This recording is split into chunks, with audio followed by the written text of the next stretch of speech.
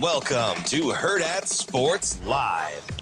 And a high fly ball. That's driven deep to right center. It's back there. She is gone. Home run, Roman Anthony. Number 1. Red Sox quickly on the scoreboard. And this ball is lifted to left center field. Deep. Got a chance. It's gone. He's done it again. Tie ball game. Courtesy of Hunter Goodman. Pull off the end of the bat into right. Dustin Mercer reaches out. Can't make the catch. Damon scores, and it's 3-0 Razorbacks. He's getting his third look at Gage Wood, whose 2-2 pitch is caught on and missed. 14 strikeouts for Wood. That's right. Now the three-man Carson Garner. First pitch swinging, stabbed by Robinette. Inning over. Gage Wood's 0-2. Sweet 16.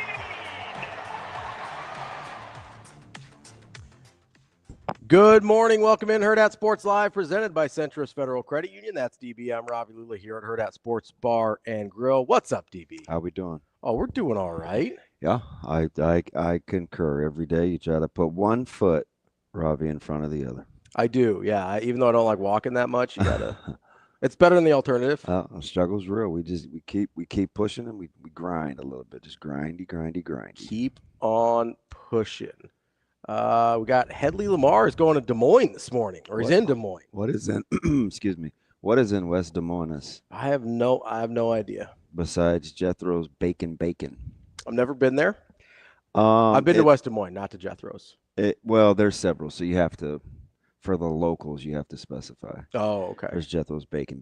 There's just regular Jethro's. Then you go a little further, closer to a little bit past Ankeny. Okay. Almost to Adventureland. I know Ankeny. You get the real Jethro's, which has the smoked ribeye. There's several little variations. So I have made the mistake of thinking they were all very similar. Are they all like different styles of restaurant? Yeah. The menus are all slightly different. And Jethro Bacon is probably what I would, if I was going to do breakfast. The regular Jethro's in Des Moines, I would not probably recommend.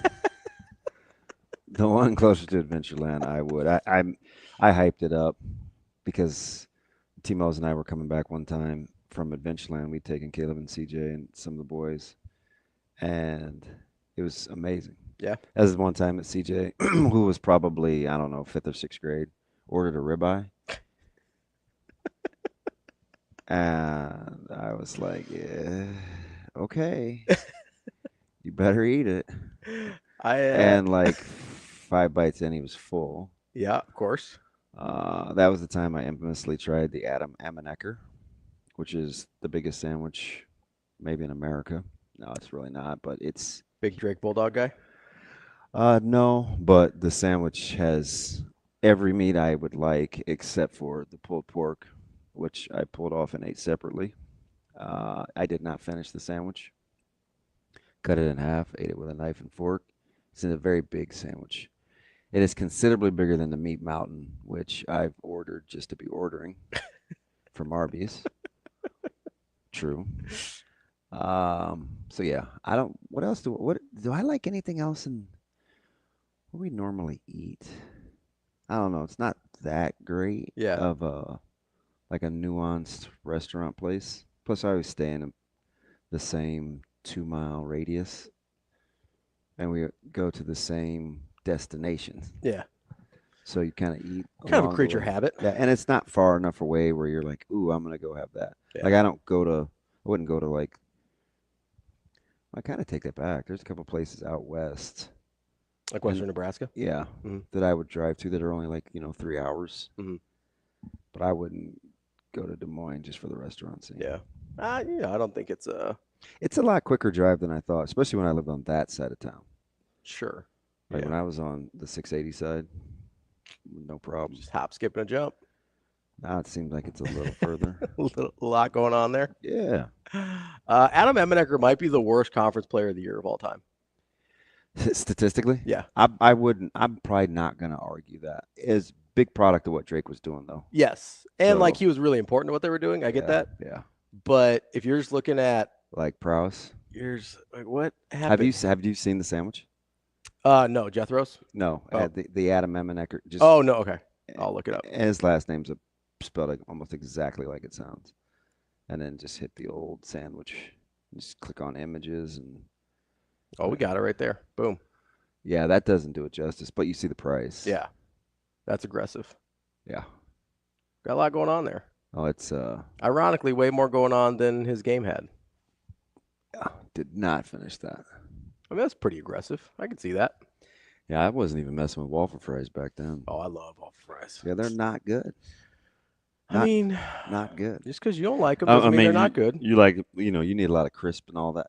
Like They're the hard to get consist- right. yeah, I'll the give cons- you it's hard to get right. Yeah, they are. But when they are right, they are good. They.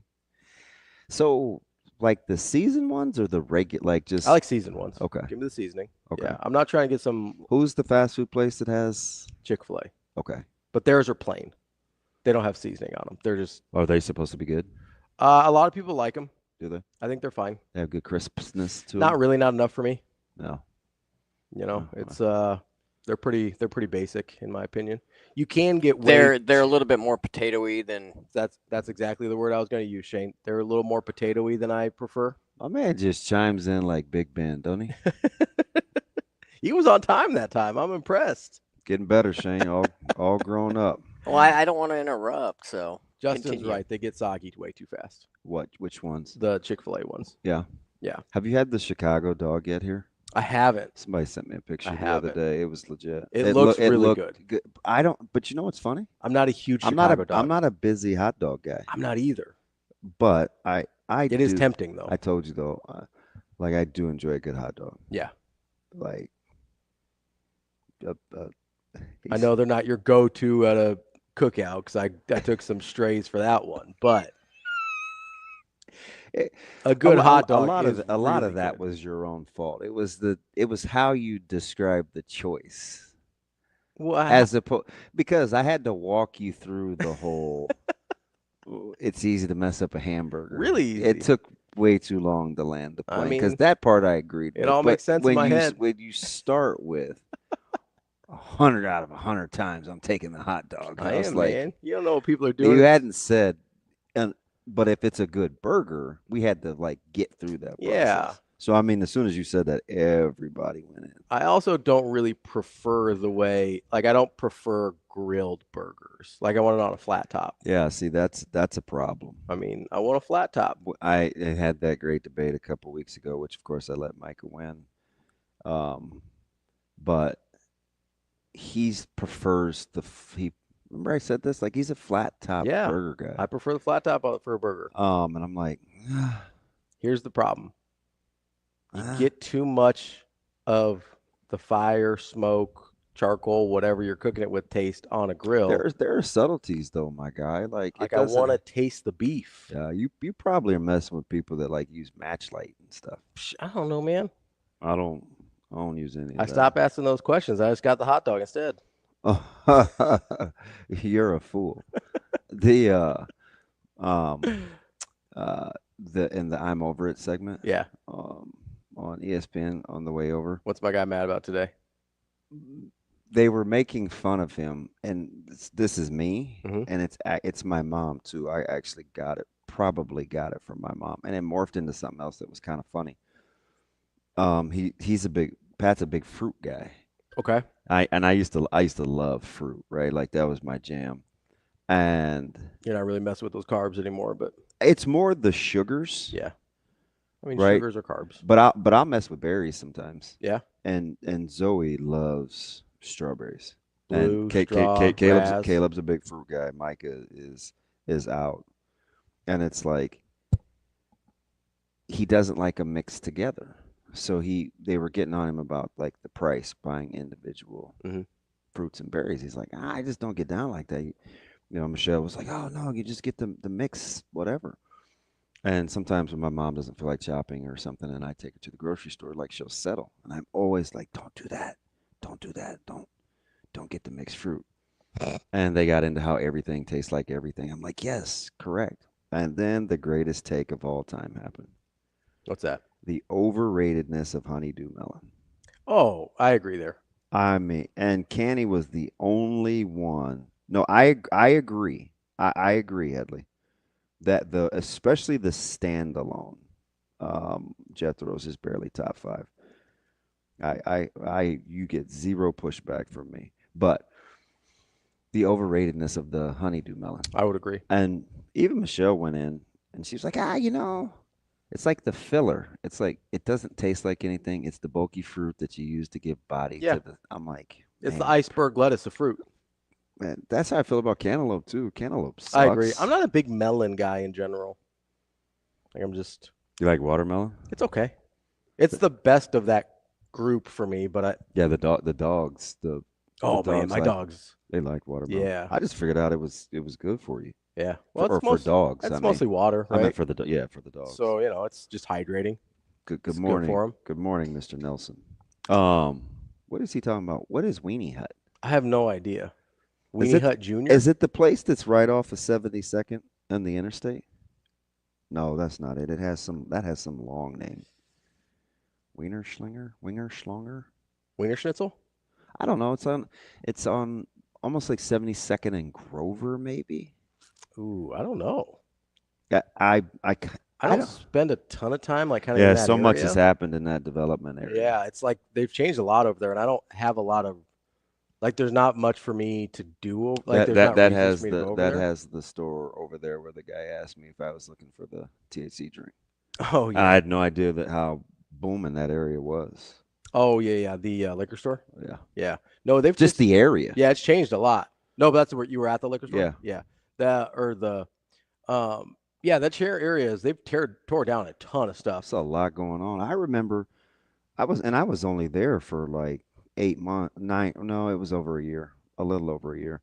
But that's the only time in my life that I have lived south of Maple until now. Yeah. And those Fox Run apartments, they weren't even sweet. I'd go back there now. Yeah. I mean, not to that complex, but that area is way nicer now. Yeah. Yeah, they've done a lot with it. I used to be terrified just to head a couple blocks east until I actually had the stones. Yeah. And it was kind of on a dare to go to this place. It doesn't even exist anymore, but to go to this place called Nino's. Okay. Which was just down the street from me, kind of tucked back in this little trailer park area. And the dude ended up being one of the coolest people I've ever met. Really? And, magician, former boxer.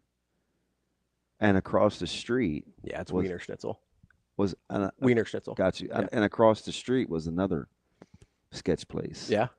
Yeah. But now it's kind of a popular dive. Yeah, it's sort of popping up now. Yeah. So is it Poop Deck? Yes, there's poop decks over there. Yeah, that and so like a couple of the guys that I follow on TikTok did a burger there. Yeah. And I'm like, man, I've never eaten there. I've drank there. I've never eaten there. And so that was right after I got cut. So that was probably 99, 2000. Like 2000? Yeah. Yeah. Did you ever go to 25 years ago? Were you big tracks guy? Because that's like a mile east of there. No, my brother liked tracks, but only for a few particular things. But people that like tracks swear by tracks. Yeah, and they just opened one out west. But the only time I've had tracks was during COVID, really? And it didn't travel great. No, I mean I'm going back to 142nd and State Street. Yeah, that's a long drive for tracks. During COVID, you didn't care. You picked up and got out. No, I just mean for it to, you know what I mean? For it to hold up, I meant. I was fresh off of watching Ozark. I was like, need a little palate I don't cleanser. smoke cigarettes, so I was like, ooh, boy, I need to exhale. I was like, is anything good going to happen in this show ever? This little dude is getting kicked out of class because he's educating teachers on how the drug trade stimulates the economy. Yeah. It was a random sequence in that movie that I remember because the little dude, I went from liking him to wanting to choke him to you're going to get this family killed to, okay, you're my guy again. And he had this, he was just a menace. Yeah. He's like, do you know what the GMP is? Teacher's like, yeah, I'm well aware. But then I got to thinking about historically over history how the drug trade has had a very profound impact on the nation's economies across the world, including the good old U.S. of America. U.S. of America. I don't know why I said that. I can't get over my voice, number one. Yeah? Yeah, I'm just not vibing. But I'm A little hoarse from the coaching. I don't know. No, I barely said anything yesterday. Just little nuances. Yeah. Yeah, it's some. How'd it go with the 7-on-7? That was good. Yeah. We are 10:30 today, Okay. so we're hoping the weather holds. It's kind of a quirky schedule. If we win the first one, we sit for a while. Yeah. I think till 1 maybe. Yeah. So I'm already contemplating. What to do? Go home is going to be number 1, I think. Just kind of depends on Micah. Man, you're not gonna be home for very long. That's you tough know what? part. I just don't want to sit and be vulnerable. From Bell West all the way out to the house though and back. Listen, I'm the type of dude to go sit in my vehicle. I could see that, but like going all the way home is rough from there. So It feels like Millard South maybe because that's close. Yeah. They looked Bellevue good was yesterday. a I only good saw track. I was leaving when they got started. Miller North was just getting started. Yeah. Northeast is here. Oh, okay. The Rockets, because we only looked at our own pool. Yeah.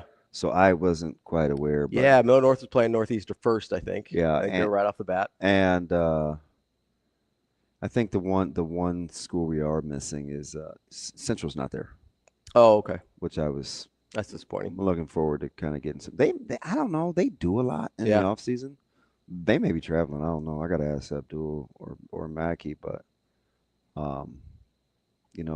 they kind of got a few new looks. Yeah, a couple new guys, and of course they've got Pittman and some guys coming back. So I wanted to see them.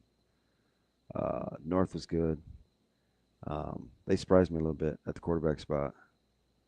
It wasn't too bad at all. Mm-hmm. They're and we opened with them. So I hope that they can't block anybody because the skill positions look pretty good. I mean, Darian is a menace. Yeah.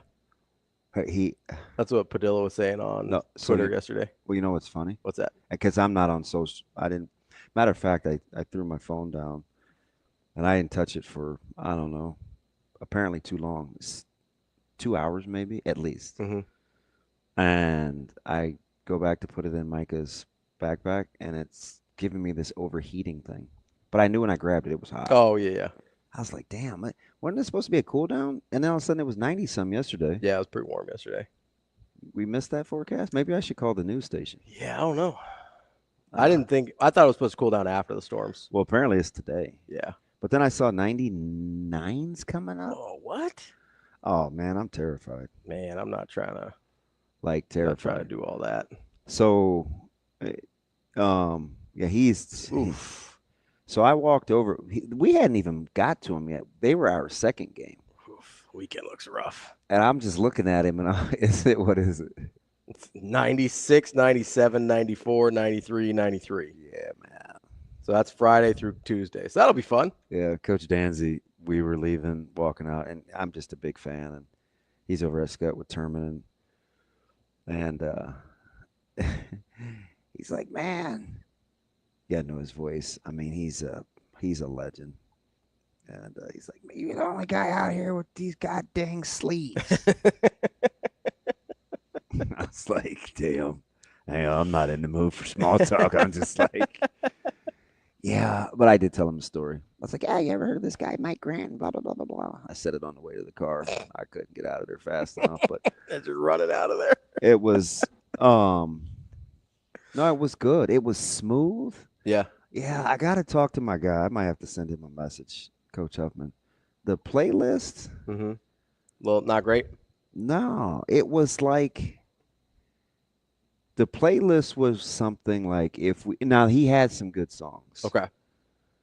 But I think one of them, I was like, dang, this should be my theme song. What's the song by Morgan Wallen where he was like, I think it's Morgan Wallen. I hate Morgan Wallen guy. I'm torn. I know I'm not supposed to be. I mean, you can do whatever you want. I was just asking. Well, didn't you ride with us to Indy? Yeah. Am I a big Morgan Wallen guy? I don't remember. Last night we. Oh, I forgot that. Yeah, I changed the whole words.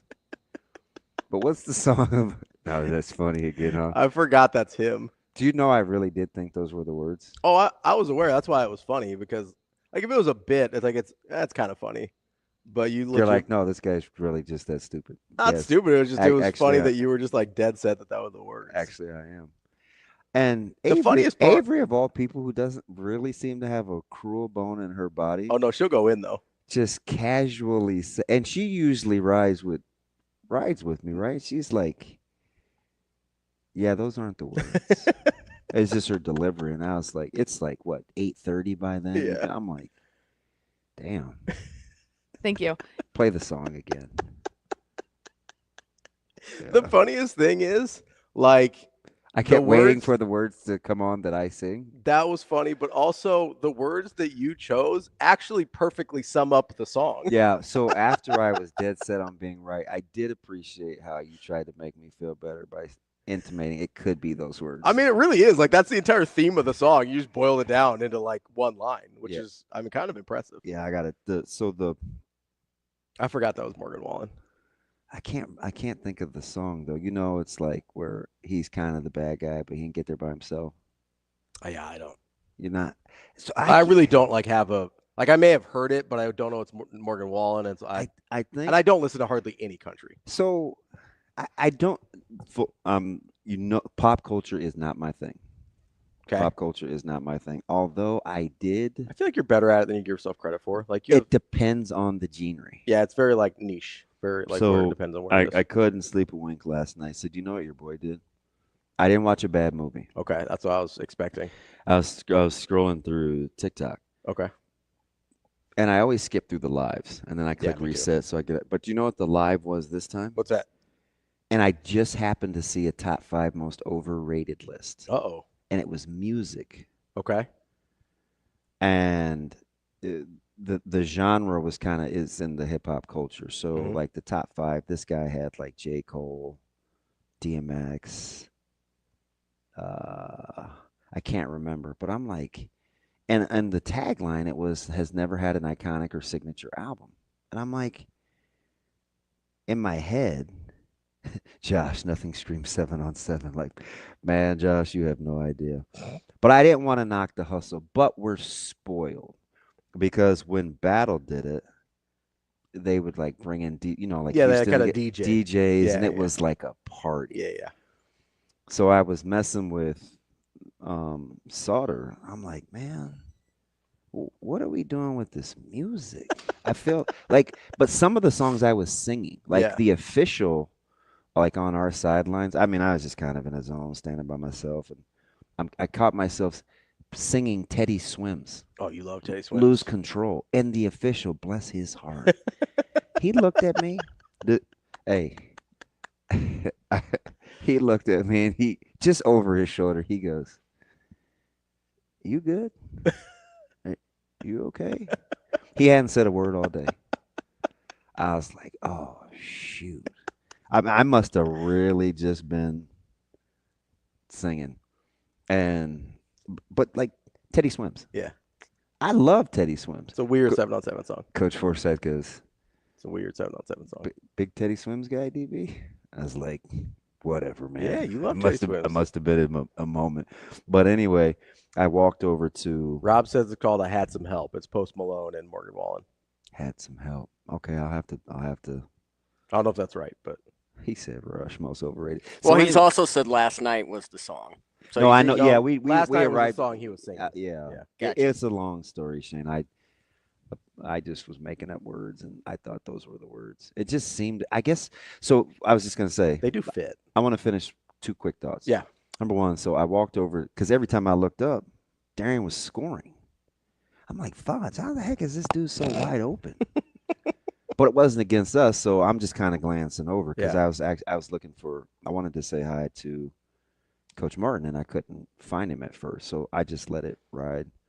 I went back to probably doing what I was supposed to be doing, which was minding my own business, and look up and he scored again.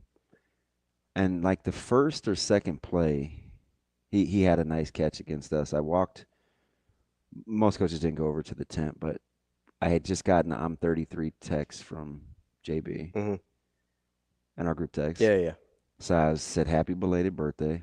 And I was getting ready. I said, hey, man, happy belated birthday. He's like, oh, I said, man, I said, Darian Jones is pretty okay, huh? And Jacob goes, yeah, he's pretty good. And just typical. It's like he caught one ball. I don't know. This was the second game. It might have been against Scott. And he spun the ball in the end zone. He's like, man, you guys better stop playing with me. Like, that's how he is. Just stays on it. Yes. And we were, it's just he and I were talking in the back of the end zone. And we were talking about the visit. And, he's kind of got this real wiry frame. And,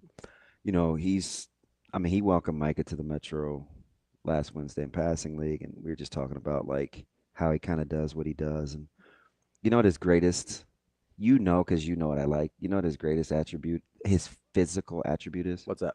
His body control. Yeah. Do you think that's a skill? I think you can improve it. I think it's athleticism. I think body control is an athletic trait. So I'm super weird. Yeah. Obviously. So I'm just standing next to him. I'm talking to him like a regular person, but in my head, I'm really sizing up what makes him who he is. Mm-hmm. Because you look at him and you're like, okay, long, lean. But nothing like blows you off the Not page. one singular thing, but his arm length is incredible, number one. The non-tangible is his competitiveness, which is at a high level. But it's his body control. Yeah. And he's incredibly smart. So I'm watching him on his, like, set guys up and using his body control. And I'm talking about offense. Yeah. I'm not even getting into probably what he's going to really play, which is defense. But it's his body control. It's a lot like what you like about Eli Johnson, who we haven't had yet. Yeah. Because he's coming off of surgery. But people wonder why Eli is so good. And I'm like, watch his body control. So it's the thing I like about Pierce Mooberry too. Yeah. Really good body control. Have you spent much time talking to Pierce? You know what you'd like about Pierce? What's that? Not a nice person. A little mean-spirited? Yes. I would have guessed that by how he plays. Yes. Like, that's how I would have. He's very matter-of-fact. He seems like he likes hitting people. But he's got that kind of that endearing little smile at first. But he's about business. Yeah. That's honestly, so we were talking about this. He's had a heck of a rehab. Really? Yeah. I'm not surprised that he gets after it, but 100%. That dude, I'm like, I will die on that hill. That dude's going to be really good. The most the two most of high profile programs. I say Omaha North and Omaha West Side. Two of the most under-recruited players in the state. Flipping. Mo Purify? No. Warren. Obviously, Quinn Warren. Oh, yeah, I love Quinn. Dude, Max Anderson at North. Yeah. I've told you about him. Big number 10. Really good. Ravi. I don't think I've seen him. I don't think I've seen him. He's so good. A kid that says things like, man, I don't know why we're hugging and dapping up guys before we play. Like, I've never been like that. I don't know. Who you think said that? Yeah. That would be Micah. Yeah. But in the car afterwards, we're like at the gas station. He's like scrolling. I'm like, what are you looking at? He's like, Anderson only has South Dakota? I go, what are you talking about? For offers. And he goes, he's the linebacker from North. So, yeah, because you remember how I went in last year about how good he was? Yeah.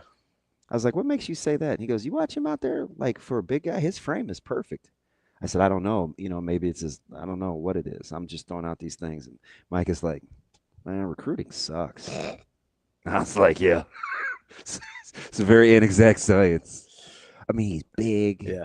He moves well. They got him playing some offense out in the open and he's extremely smart. I looked at him. I was like, man.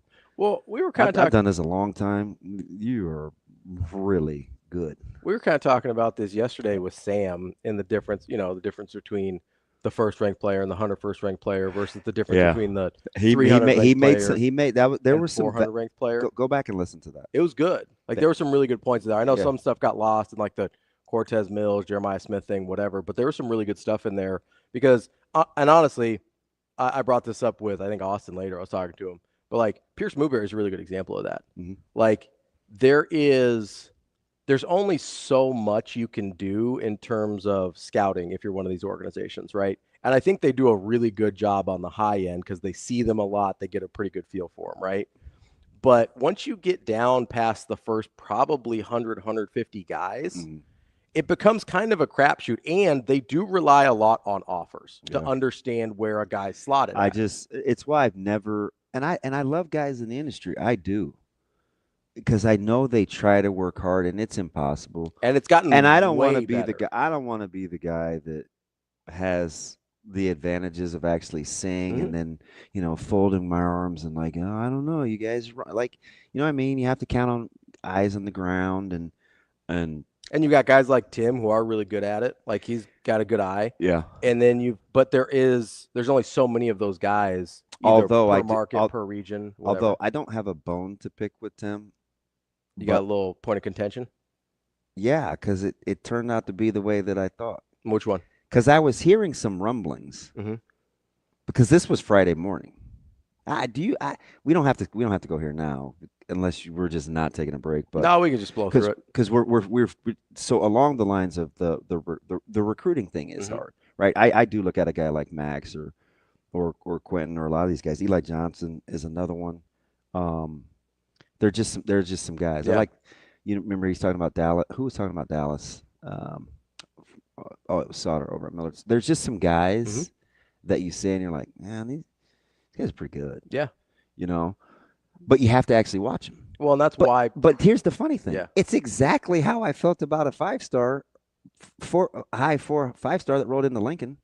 Like I had to see Ahmad. I had to see him live to figure it out. Because when I'm watching all the other times, I'm like, he's good, but I kind of it's good. Yeah. It's not. I'm not gonna for a guy that's considered a 5-star. Yeah. So that's what I pitted the against, context, right? The perception. Which we talked about this with Christian Jones. Like I pit his tape against what I'm told he is, and I go, okay, well, I don't. Yeah, you're like, I mean, you can say it. Yeah, like when I see what the hype is, and like he was literally voted the best high school linebacker in the country. Like I'm not being a jerk here, but then I watch a lot of West Side, and I go, okay, like I'm not even sure he's my favorite player on your defense.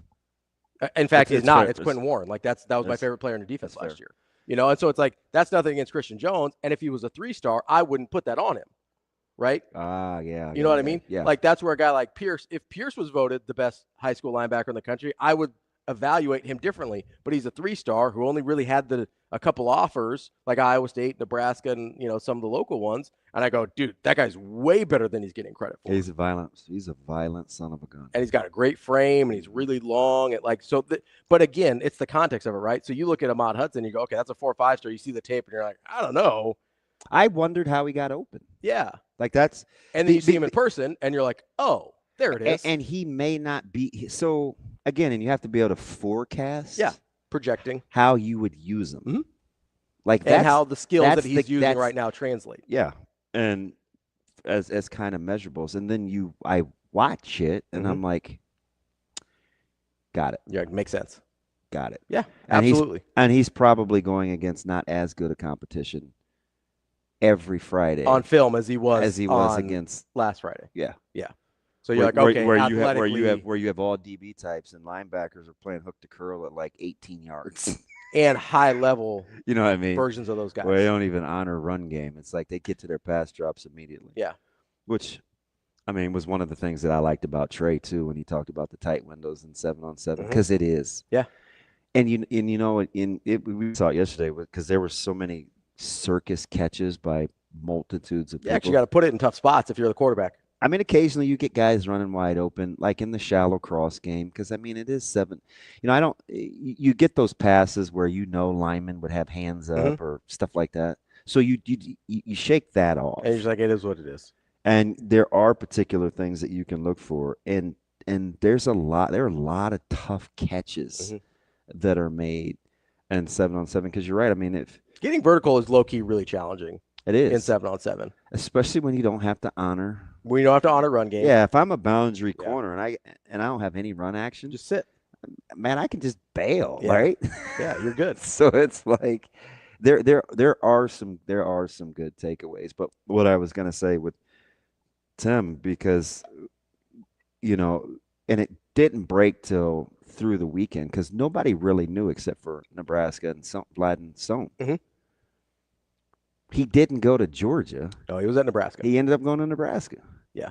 And apparently, we got Tim on Friday at 8, right? Yeah. And in Tim's defense, he's operating with information real time, which is the same information. Like at the time, he was spot on. Yeah. But I'd heard rumblings all week that may do a 180, but you don't really know because stuff like that. And honestly, Nebraska generally doesn't. So on some of those, Nebraska doesn't know until the guy shows up, basically. Right. Right. Like they're like, although when the family comes from across the ocean, yeah, somebody had a heads up. Yes. Right? Yeah. Just probably takes a little planning. Yeah.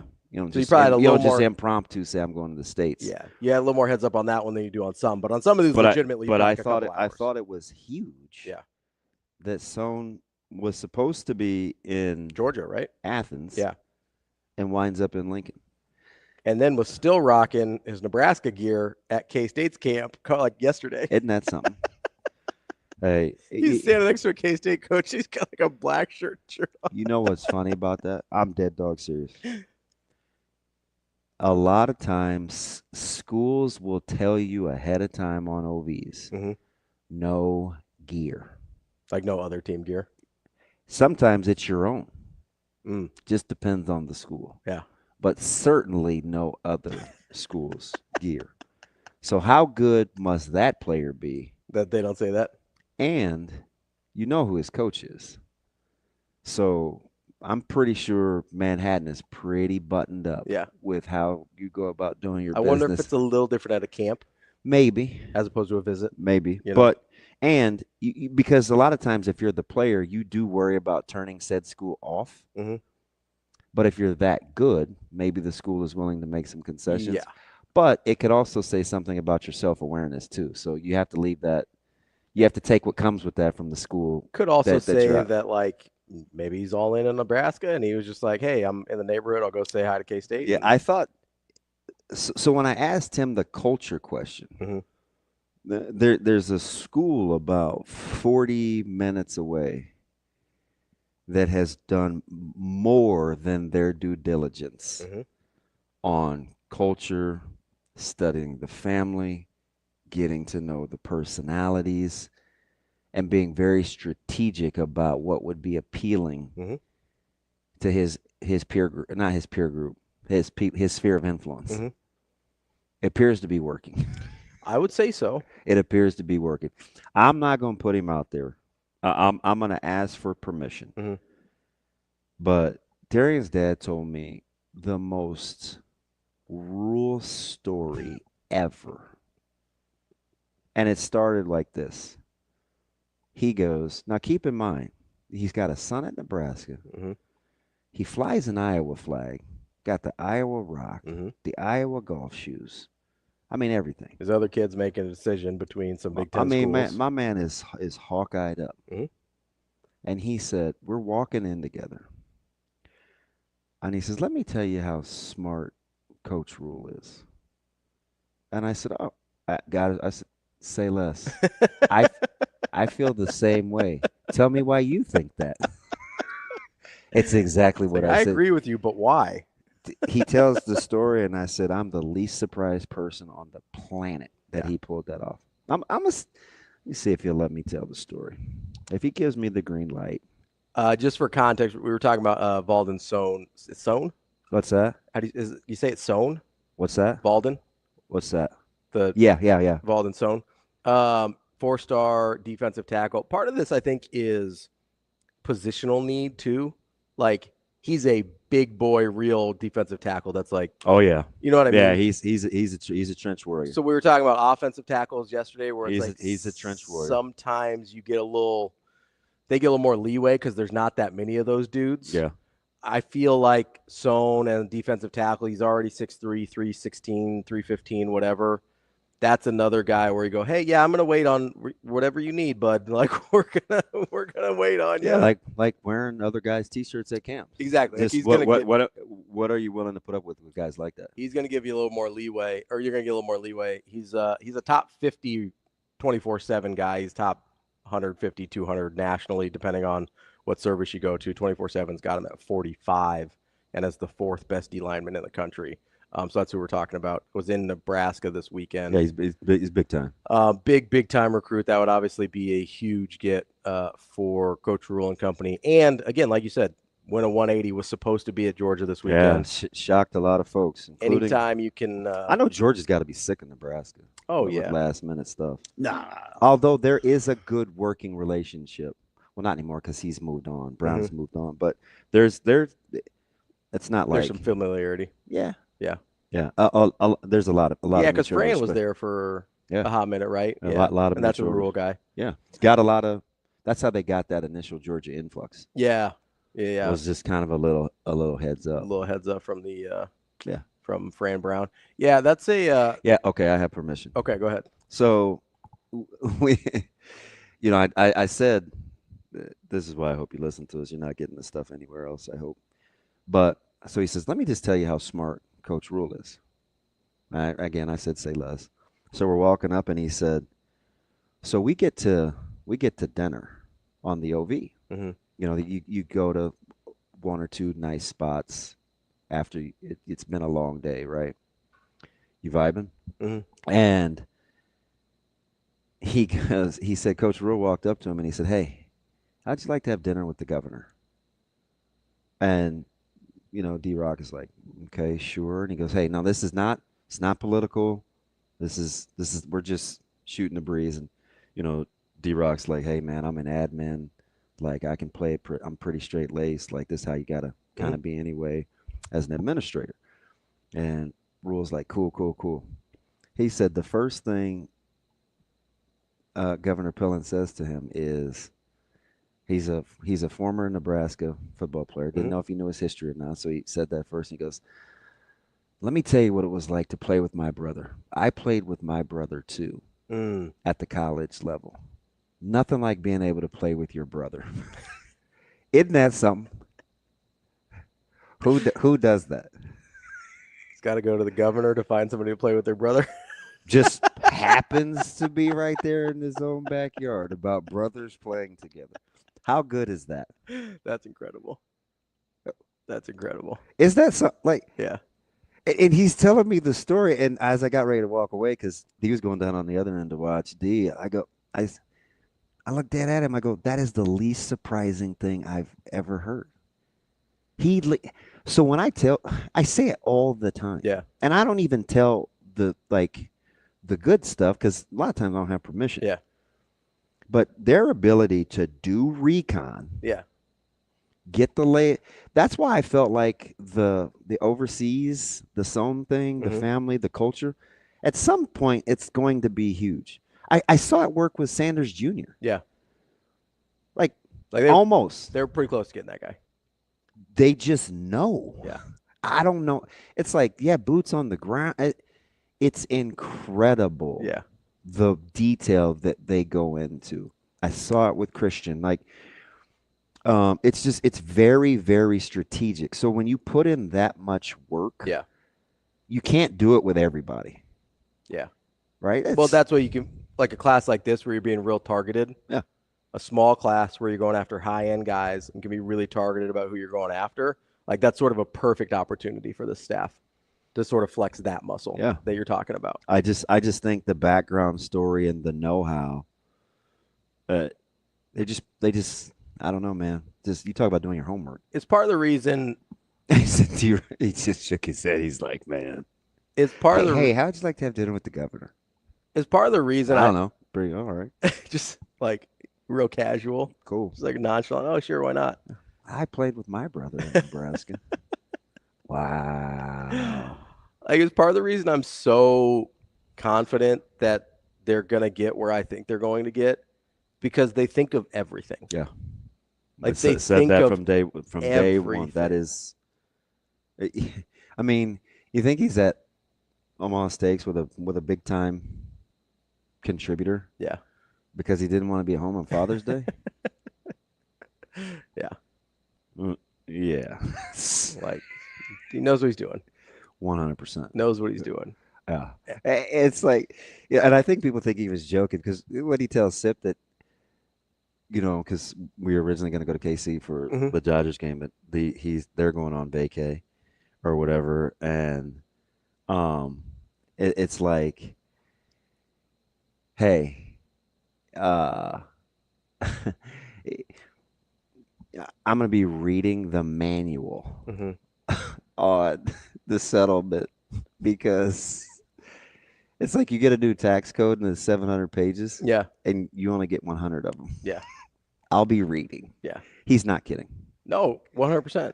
He's not. They sent them I think 50-page FAQ to every school to like give them the gist of it. And then I'm sure the full thing will go to the lawyers and ADs and whoever else. But like they sent basically a cliff notes to the head coaches. Be like, here you go, best of luck. But the sort of funny thing about it is, and it's probably less so now, but I bet it still is with the NIL part of it, is they are on purpose not answering a bunch of questions because they don't want to paint themselves into a corner. Right.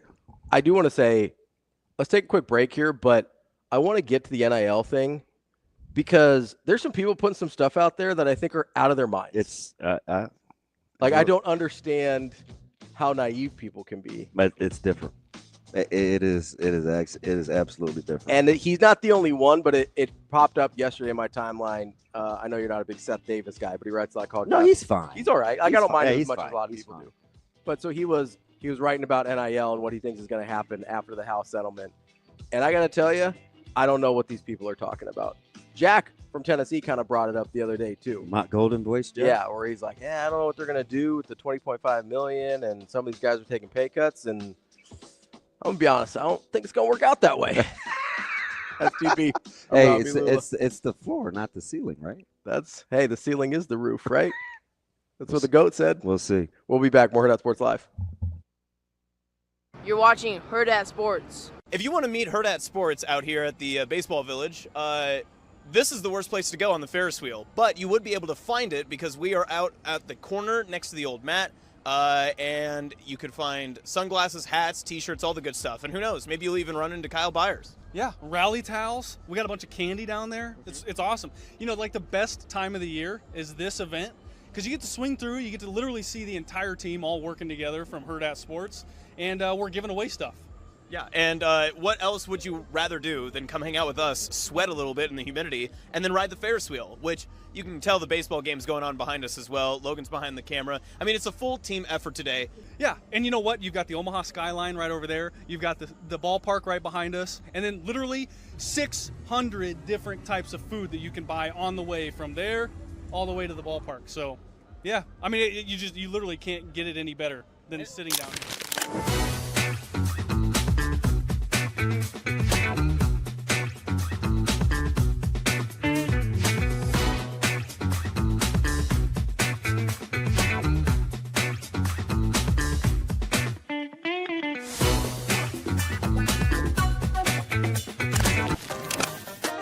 I'm Ravi Lulla. I'm Kenny Bell. We're here from Hurrdat Sports. Don't worry, Metro Transit has you covered right here on the ballpark bus. Gonna run from right here down by the stadium, north of downtown, all the way up to Dodge Street, making a circle to drop you off wherever you need to go. Oh, beautiful. So what's it cost? It is free. It runs every 10 minutes, and it'll run almost all day until an hour after the last game. Or Kenny, if you're like me, you don't want to deal with driving downtown at all, Metro Transit has you covered there too. You can park out at West Roads for free and get a ride downtown through Orbit. That's right. They added an extra Orbit stop at 10th and Capitol. Only $1.25.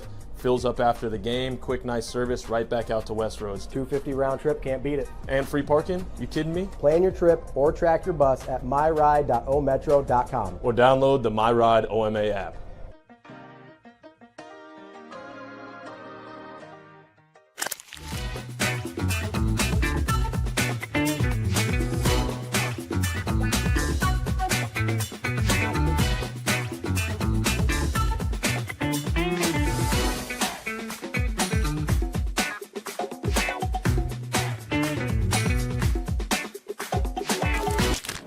Imagine your first dream home and the feeling of walking inside for the first time.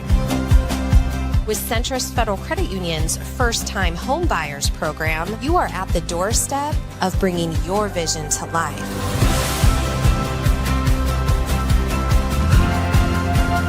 Welcome home.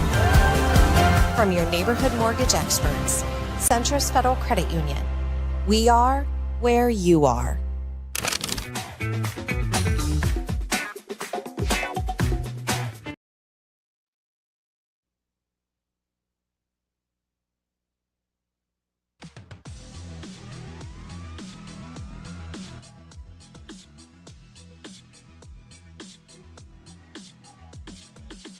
You're listening to Hurrdat Sports Live.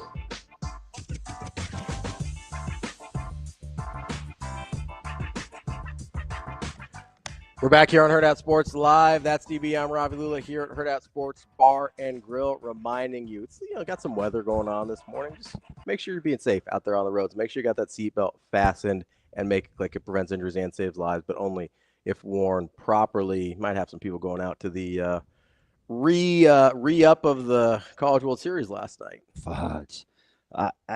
So I was waiting to drive last night, and the weather kind of crept in. You heard it was coming. Mm-hmm. Did you think it was going to come to fruition like that? Not really. I didn't either. Especially by the time, like, it was a little later than I think in the day than they thought it was going to be, and so I was like, I guess it's not happening. And then all of a sudden, is that one of those things we should call the news station about? Well, tell them how mad we are. The front part of it moved in rather quickly, and then it kind of stayed longer than what everybody thought it would if it was going to hit. The front part, like, is in time, or the front? The front.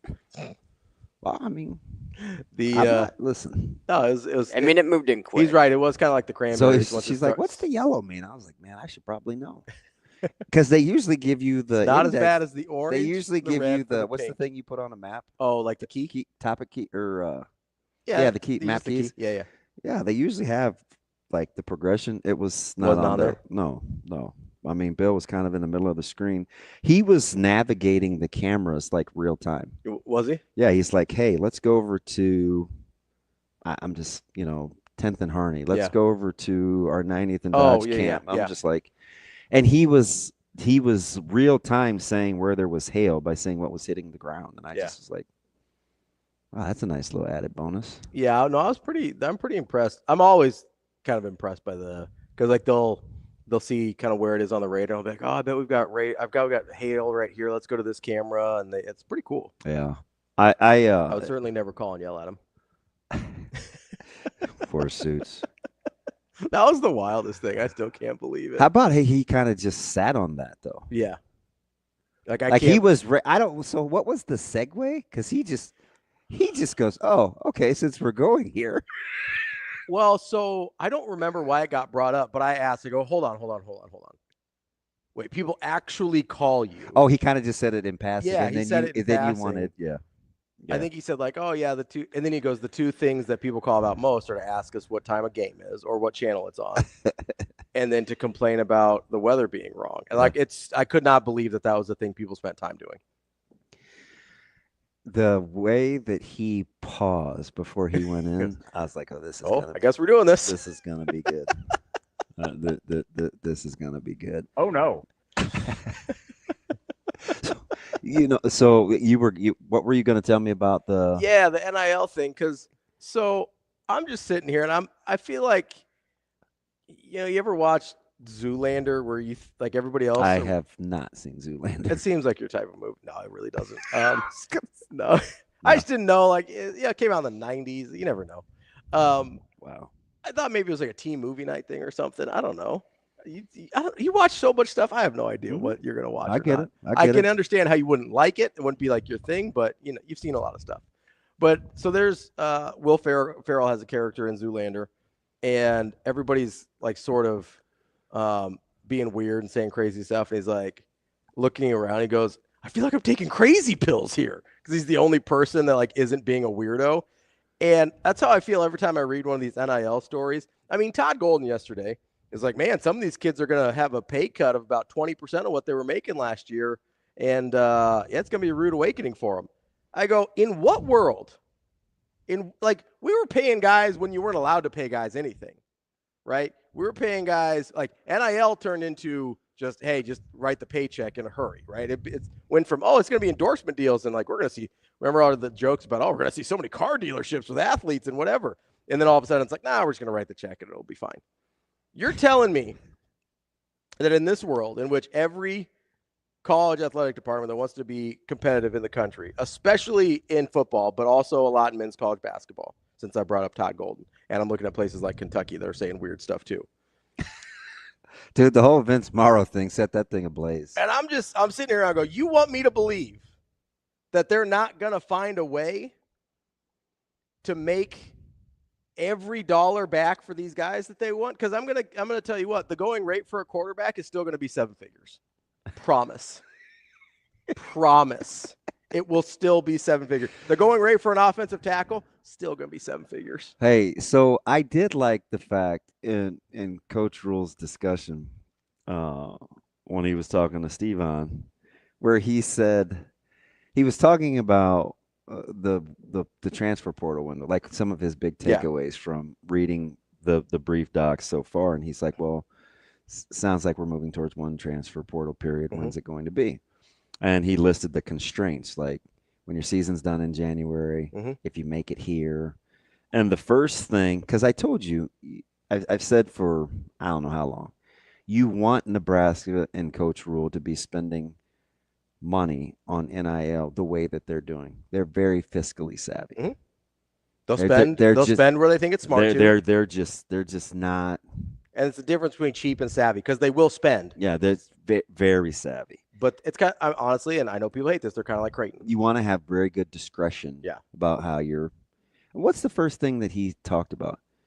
He wants to know exactly when the transfer portal period is versus when it should be, because he does not want somebody to receive double payments where you get a payment and then you leave. And you get another payment. Yeah. I'm like, I get it. It's. I mean, that's sort of what Caden Proctor did, right? You eye roll. Yeah. Because you're like, this isn't my college football. This isn't my mom's college football. This isn't my dad's college football. But you do have to kind of roll with it. Yeah. And listen, it wasn't your mom's college football, your dad's college football before all this either. Yeah. Because you know what? They didn't have the BCS. Like, we forget that not that long ago, you don't because you were part of it. Like, not that long ago, it was stunning if the number 1 and number 2 teams in the country ever played each other. I know. Yeah. Now we argue about, well, the 12th team was actually the 14th team, and how many auto buys do we get? Like, it was never, like, it's never been your mom and dad's call. Like, it constantly changes. Just because it was. I mean, the BCS shook the world, right? The BCS shook the world. Then we got back. Then we got back to. And how many different versions? We went to the playoffs, and then it was like, man. And how many different versions? Maybe the BCS wasn't that bad. How many different versions of the BCS do we have? Like four in terms of the voting, like, and how it was actually like the computer model versus. Yeah, versus, well, this is weighted, this is not weighted, and they changed the computer model, and I was like, okay, well, it's 2/3 humans now, and just 1/3 computer. Like, it's constantly changing. Nothing's ever the same. That's the big misnomer about everybody's nostalgia. Like, nothing's ever the same. It isn't. Everything's always changing. We just think that the thing that we grew up with is how it's always been. That's not true. It's just how it was when you were 12. The thing about it is, part of the reason that I like what Coach Rule and Troy Dannon, who I think is kind of undersold in this whole thing. I think he's done a really good job. Are you vibing with me now when I talk about a certain level of appreciation about being flexible during a period in which no one knows anything? Yeah. And the rules change daily, and they're finding a way to function at a high level. I said this a couple months ago, like when the dust settles, I think there will be a unique there should be an appreciation for navigating pretty choppy waters. And this is the first time in 2 years at least that there's been any kind of clarity. Because now that you actually have the document. And the thing about it is he makes it, I wouldn't say fun, but he's not really complaining along the way. No, it's just like, this is what it is. Let's go. He gives you what it is. The 700-page tax code that's 700 pages and only having 100, like, that's it's not funny, but it's a little funny. It's a lighthearted it's a little funny analogy, but you understand because you're like, I'm supposed to take the test. You gave me 3 chapters of the textbook. Yeah, basically. And he's making it seem like, okay, hey, I'm on vacation. Guess what I'm doing? I'm reading. Right? Like, that's got to be miserable. But he's not joking. No. I mean, it's what he's going to have to do. He's going to dig in so he knows more than everybody else. And you can read on vacation or you can read at home. Might as well have a nice setting. It's just what he does. And it's the same. The tax code. Yeah. And the 700 versus 100 and reading and wanting to stay ahead and what he said about recruiting and they have to do their due diligence unless you're a coach that doesn't mind having to go back and tell people that what he said wasn't true. Yep. Yeah. All of Governor Pillen at a recruiting function for an official visit. All that stuff goes back to his initial comments at Big Ten Media Days where he said the schools that are going to make it in the long run are the schools that work the hardest and work the longest.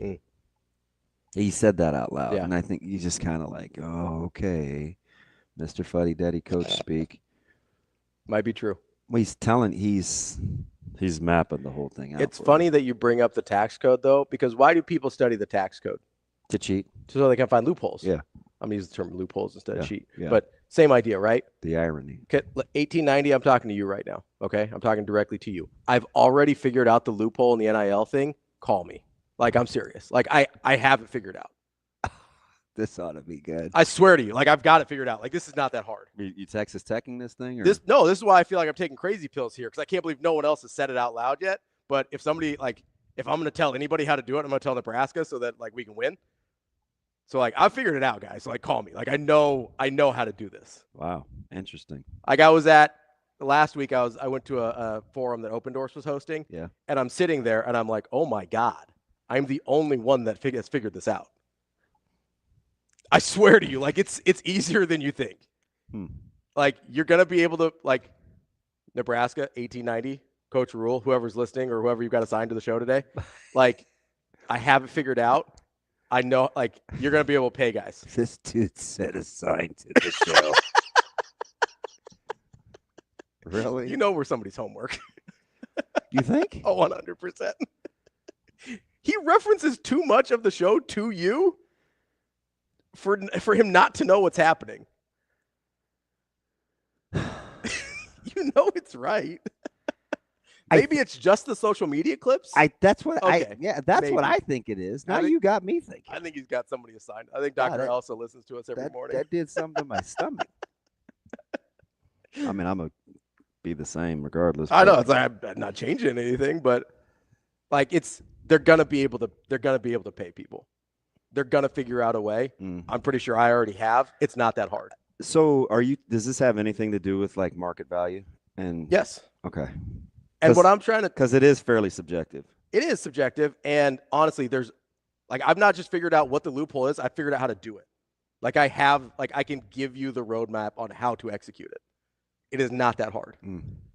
What I am telling you is, I guarantee you. I almost want to say, if you know it, shouldn't everybody else? That's why I feel like I'm taking crazy pills. But I'm still listening out here to Todd Golden saying that the guys are going to take 20% of what they had last year, and I'm like, no, sir, they are not. That is not going to happen.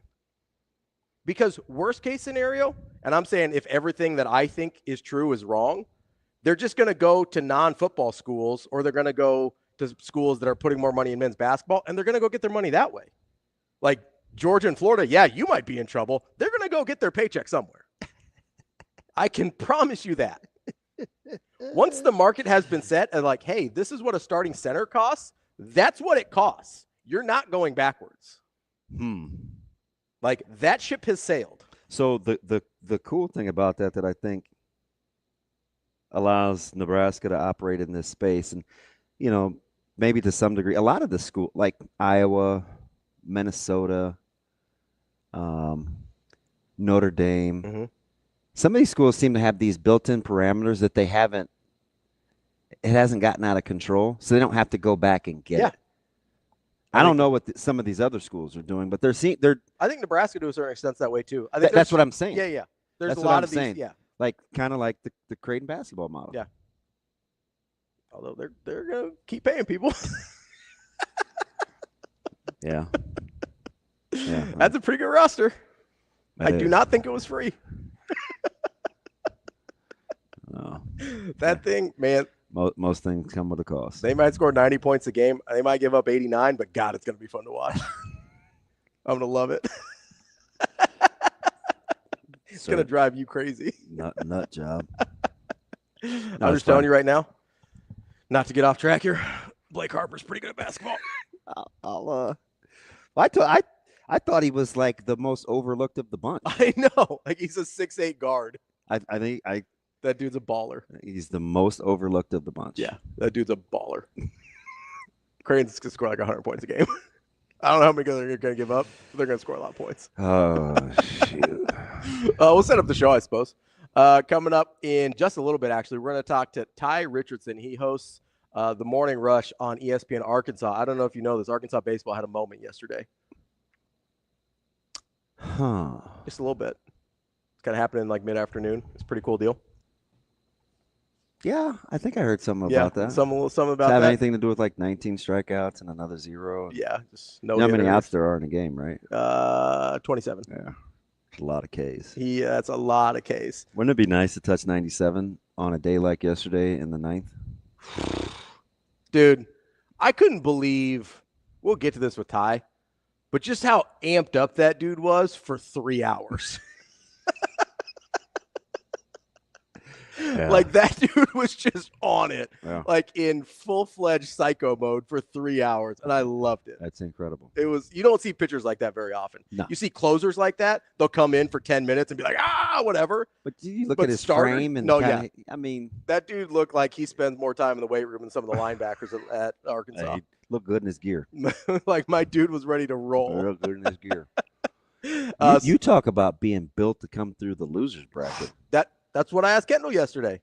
Like that pitching staff, and now they didn't even use their bullpen. Yeah, we kind of thought that going in, right? Yeah. Oh, you can come back with Root if you need to, short stint. You didn't know you were going to get a complete game gem when you're talking to Kendall yesterday. So you used, and you're even. You may be ahead of schedule now, and you got played Root. and you played an extra game, right? Because you got Root coming back anytime now, right? Yeah. Like he threw 40 pitches, 38 pitches, whatever. Like he can come back and start. Which is a bullpen session. Yeah, it's a side session, right? So you're good to go again. And now they're kind of more or less, like you're ready to go all the way through. Like not only was that an incredible performance, but it also set them up crazy well to come back through and maybe have a rematch with LSU, depending on how the game this morning goes after it resumes here. But so we'll talk to Ty. Talked to Ty a few years ago in a former life. Good dude. We'll talk to him. He was there. He's here in Omaha. He was there at the game yesterday. We'll talk to him. At 9 o'clock, we'll talk to Mike Schaefer, Husker 24/7, get his thoughts on some of these recruits and NIL stuff and whatever else we feel like talking about with Schaefer today. Yeah. And then special guest at the end of the show. One of your personal favorites, DB. This was a you and Shane special. Sure. It was, because this is a new experience for me. I'm excited to talk to her. We will talk to at 9:45 Harriet McFeely, who is affectionately known as the Bigfoot Lady. Yeah. So we'll have some questions for her. She's got a book coming out. She's writing a book about all the paranormal, supernatural giants. This one's about giants. Yeah. And yeah, so we'll talk to Harriet at the end of the show. See how that goes. This is for like the Dookie clans and a lot of the. That convention stays packed, and I do have some there's Bigfoot questions. I think she'll have some answers. I have some Bigfoot questions. I'm curious. I want to learn. I'm not really a skeptic. That's a Wookiee, not a Bigfoot. I mean, I am a skeptic. I think they're similar. They might be cousins. All right, you can make jokes if you want to. I'm just saying from the pictures that I've seen. She's going to chew you up. I'm not making jokes. From the pictures that I've seen, it looks like a Wookiee and a Bigfoot might be like in the same genus. I got you. Genus, species, family. I talked to her for like 7 minutes yesterday. Really? Yeah. She remembered you very well, right? Oh yeah. Oh. Yeah, she's excited. We started her campaign together, right. Shane. Yeah. I'm excited. I've never talked to her. We did. Yeah. She didn't necessarily know, like, okay, so like, why do you guys want to have me on? I was like, well, we had you on before. She's like, oh yeah, okay, I remember you guys now. Yeah. And I just said, we're gonna do this and this and this. She's like, She was trying to get that thing filled up when she first started. The convention? Yeah. Yeah. And she was like, oh, I could talk for hours on this thing. I'm like, Yeah. well, What's her? Do you remember her husband's name that passed away? I do not. Yeah, it's yeah, it is. So it'd be nice to check back in with her. Yeah. Yeah, we'll talk to Harriet at the end of the show. Yeah, it'll be fun. I have some real Bigfoot questions. Listen, I'm open to the world of cryptozoology. Listen, that's what they call it. If you don't, Shane, is that how they sound? Are there any recordings on? I don't know that we've heard sounds. I don't know, but I got a lot of Chewbacca. Of course I mean, you I do. had a lot of fun yesterday tracking that stuff down. Let's take a quick break here, Shano, before we get to Ty. That's DB. Is that a yes? Is that yes in Wookiee? I haven't taken classes in what? years in Wookiee. Oh, gotcha. They're from Kashyyyk. It's a jungle planet full of Wookiees. Oh, I'm gonna take your word for it. That's where Yoda was during Order 66. It was a whole thing. Yeah. Anyway, Yeah, he knows about Kashyyyk. Jay, let's take a quick break here before we get to Ty. That's DB. I'm Ravi, Lulla. It's Hurrdat Sports Live.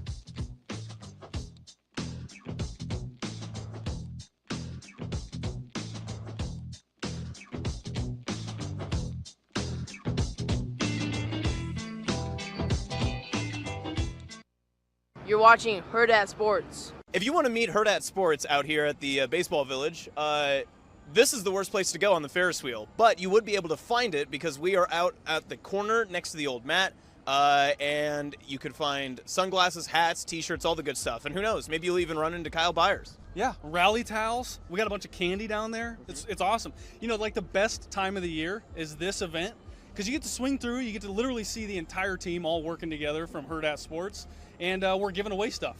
Yeah, and what else would you rather do than come hang out with us, sweat a little bit in the humidity, and then ride the Ferris wheel, which you can tell the baseball game's going on behind us as well. Logan's behind the camera. I mean, it's a full team effort today. Yeah, and you know what? You've got the Omaha skyline right over there. You've got the ballpark right behind us, and then literally 600 different types of food that you can buy on the way from there all the way to the ballpark. So, yeah, I mean, you literally can't get it any better than sitting down here.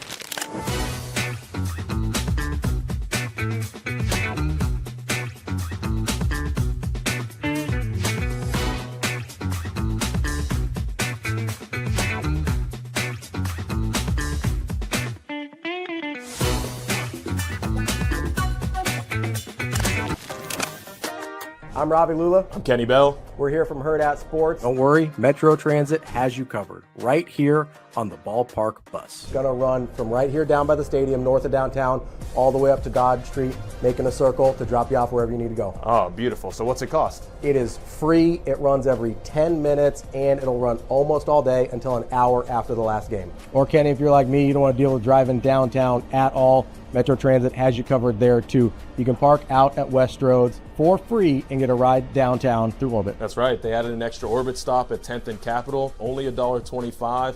Fills up after the game. Quick, nice service. Right back out to Westroads. $2.50 round trip. Can't beat it. And free parking? You kidding me? Plan your trip or track your bus at myride.ometro.com. Or download the MyRide OMA app.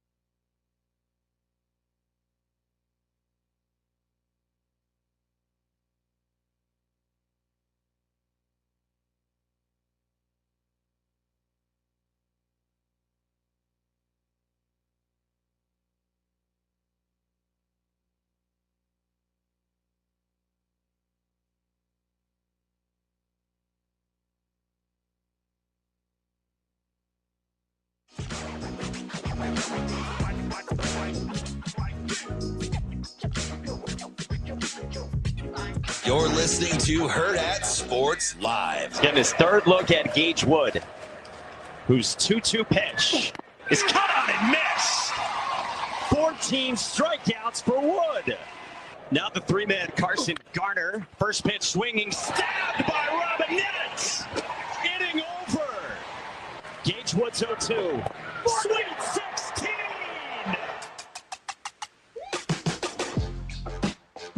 Welcome back, Hurrdat Sports Live, presented by Centrist Federal Credit Union. That's DB. I'm Ravi Lulla here at Hurrdat Sports Bar and Grill. We are joined now by Ty Richardson. He is the host of the Morning Rush on ESPN Arkansas. Ty, how are you this morning?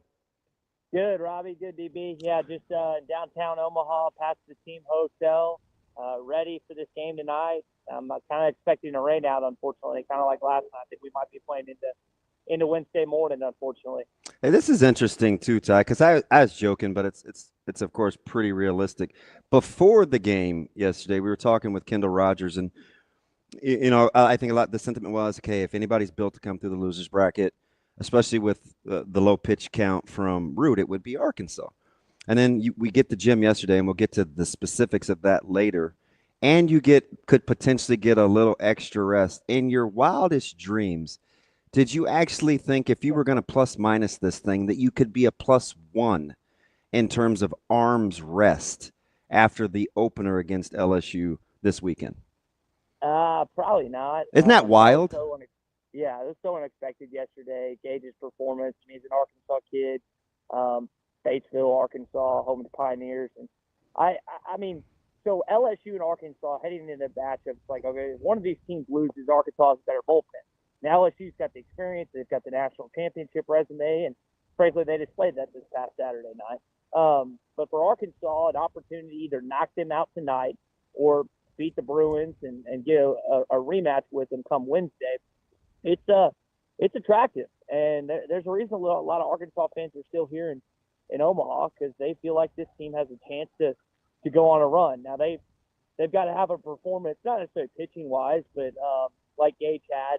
You're not going to see that again for probably another 50, 60 years, to be frank. But there's a lot of guys on this team that can make some noise. And guys, we'll see what happens later on at 6, and hopefully we get through at least a few innings tonight. So, Ty, let's rewind it back to yesterday here, because I'm just fascinated by the whole Gage Wood thing, right? I'm watching this guy. I've watched baseball for a long time. Generally, you don't see... Teams are coming. Sorry, guys. That's okay. I don't know what's going on. I guess I think a team's coming through. Yeah, that's what it is. That's the old escort. Yeah, a team is definitely coming. Apologize. It's got to be LSU or UCLA. Let me get inside. No, you're all good, Ty. I'm just fascinated by sort of the mindset of and just the demeanor of a Gage Wood, right? I've watched baseball my whole life. You see relievers like that. You see relievers with that amount of fire and that amount of intensity, really hard to sustain as a starting pitcher. Didn't seem like it affected Gage Wood at all. In fact, it kind of seemed like his superpower, his ability to stay that intense for that long. Well, that and like a high 90s fastball, which certainly doesn't hurt. Like, is that obviously he hadn't pitched a lot this year, but had the shoulder injury and everything there. But like, is that just sort of, is he always revving that high? Like, what? I was just fascinated by watching this guy who looked like he was a closer in the major leagues, but he's doing it for over the course of 3 hours. So, Ravi, DB, you saw him kind of explode in the 8th inning after that final strikeout. And then tonight he just went ballistic, and I would have too. But Gage, really for the first 6 or 7 innings, was the most composed I've seen him. Now, part of what makes Gage Wood is because he has that fire and intensity and the up and down, and that's why he can get his fastball up in the high 90s. But that was a different Gage Wood we saw. I mean, you think about being on the brink of elimination in that setting, going up against an underdog where if you lose, a lot of people are going to point to you as the reason they lost. Fair or foul, that's what would happen. And guys, he pitched the majority of that game with like a one-run lead. Mm-hmm. It felt like Arkansas was up 10-0 yesterday. You think about for several innings, Arkansas was either just tied or up a run, and then got a few insurance runs down the stretch. But I think that's what makes it even more impressive is how he was able to stay in that level with not a huge lead. I get the arms could potentially be a bonus with the depth, but is there a concern for what's happened so far offensively, or do you just chalk it up to, seeing Anderson over the weekend? And, listen, Murray State quality arms in terms of depth yesterday. Are there some things in there that you think better get addressed in a hurry? Well, they better get addressed. I mean, you let 10 guys on yesterday. So I think the final number being 10. You had 4 hits against LSU. And, listen, you chalk that up to a top 10 draft pick. Anderson's a dog. They got, I think, 4 runs on him earlier this season in Baton Rouge. So they played much better when they were in Alex Fox Stadium. But, no, if they're going to actually do something here these next couple days, you've got to manage more than an average of 2 runs a game, which is what they did with 1 run against LSU and 3 yesterday. I know Dave Van Horn was like, man, if we keep pitching like he was quoted in the post game, we keep pitching like we're doing, and then the hitting comes on, this is gonna be a tough team to beat. But yeah, that element has to wake up, or this team's going back to Fayetteville either tonight or tomorrow. We're talking with Ty Richardson of ESPN Arkansas. So Ty, as we're sitting here, obviously the pitching staff kind of starts to line up. When do you expect us to see Root again as this thing starts to play out? Well, Gabe Gackle was quoted yesterday on one of our local. Who had another gym? Yeah, he was great too. Yeah. People like Anderson kind of overshadowed, just like Justin Thomas, their 9-hole hitter, got 4 hits yesterday. He was 4 for 4, but no one's talking about it because Gage had nearly a perfect game and had a no hitter. So your question about Root, Root could be available today. I mean, based on what Dave said at practice on Sunday, he said in the next day or two. I mean, you put that into like actual what he said. It could have been yesterday, but they didn't need him. Could be today. I think what's interesting, guys, is if you're expecting this game to get rained out tonight, which based on the weather forecast, I'm going to see. I think they get in a couple innings, kind of like last night, but then you see this game play out on Wednesday morning. Do you want to waste one of your better dudes? Like, do you want to get Root? Like, he's the Ohio State transfer. Do you pitch him tonight knowing that he might only get a few innings in, even if he's dealing? So I think that factors in, and regardless if it's the Bruins or the Tigers, I think that factors into the equation. It's like, man, there's a really good shot that we only get this guy in for a few innings, and then we have to pitch someone else tomorrow, which I think is a massive deal when it comes to deciding who's going to pitch tonight. Offensively, if it's not in individual, what's the style you'll be looking for? Is it clutch hitting? Is it situational hitting? Listen, it's good arms. We're in the postseason at this stage for a reason. Guys can shove on the mound. What will the style look like if you think you're going to start to get it going? Stop hitting into double plays. That's the biggest thing. I mean, this team is in a double play. They hit into a couple of them on Saturday night against Anderson, where Lloyd got on base via walk, via hit, and then he wasn't brought home. And then you look at yesterday again, leaving 10 guys on base, where they were able to get away with it, but it just didn't. It just wasn't enough. So when guys are on first and second, or second and third, you got to bring them home. The strength of this team this season offensively has been the home run ball. That changes when you get to Omaha. The dimensions at Charles Schwab Field are a little bigger. They haven't hit as many warning track balls as I thought, but they've got to stop hitting into easy double plays. If they manage to navigate away from those, then you're going to see a much more offensively explosive team starting later on tonight and hopefully through these next couple days. Ty, as we sit here, obviously we've got a local Omaha, Nebraska kid on your roster. What's it been like? We knew Cam Kojal was special, well, listen, I'll tell you a quick funny story, Ty. He played at a high school, really talented football program, and they had us on the ropes. We were undefeated and getting ready to play for a state championship a couple years ago. And there was a ton of talent. I don't want to be dismissive of that. But he single-handedly kept them in the game. I mean, we pressured, we blitzed, he would scramble, his accuracy. I think they were 7 of 11 on, not that I remember from, almost 3 years ago, 7 of 11 on third down conversions.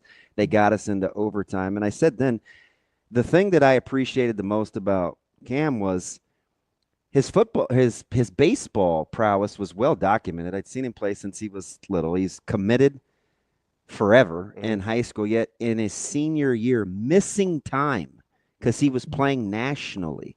He was still dicing up a fairly decent team on the football field. I said, that alone, that he's willing to compete at that level and lay it on the line like that with what he has on the line, that's all I needed to know about him. I've seen him up close in person almost a little too much. You're recounting some not so great traumatized. As you bring that up, I didn't even know about Cam and football.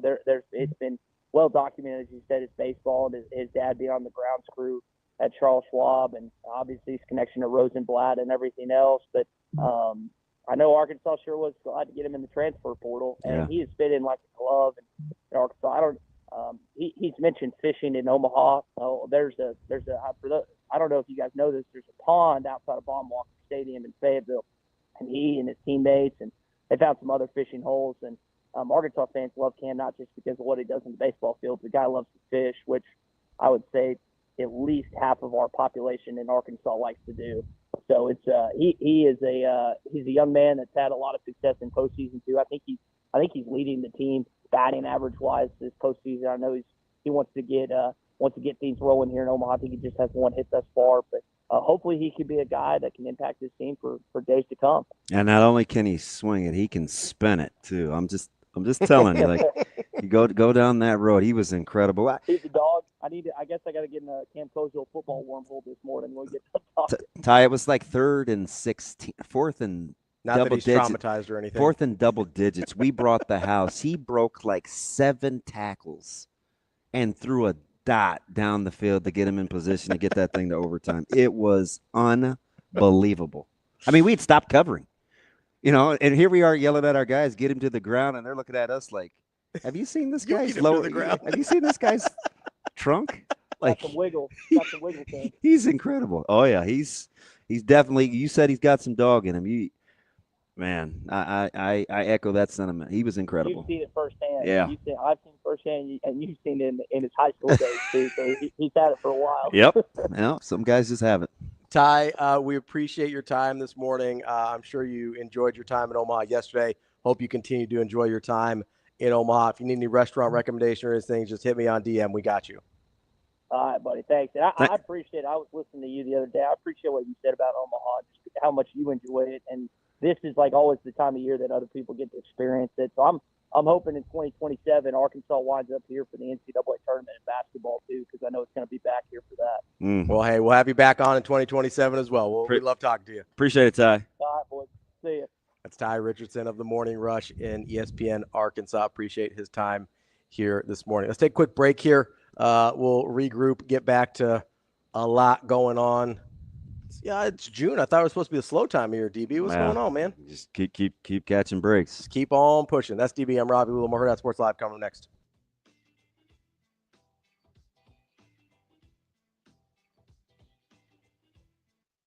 Avery Howard here with Caden Bodine, because Coastal Carolina is 2-0 in the College World Series. You guys put up 3 runs in the first inning. How much did that set the tone for this game tonight? It was huge. Thorndike got us the big inning, and it was really huge 3 runs for us and to set the tone.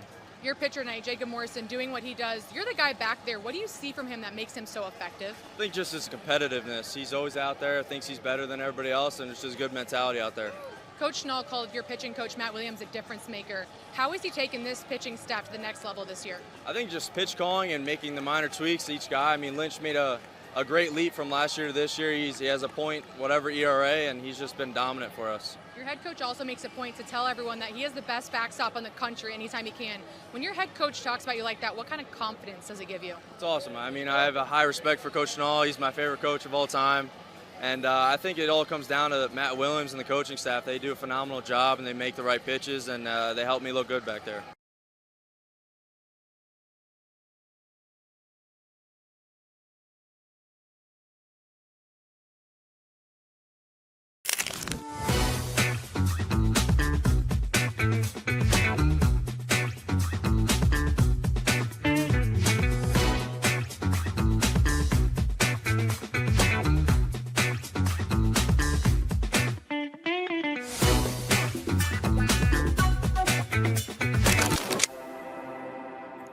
neighborhood, just down the street.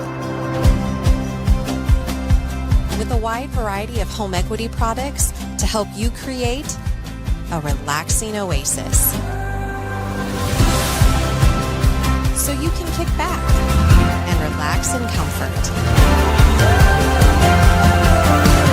Centris Federal Credit Union. We are where you are.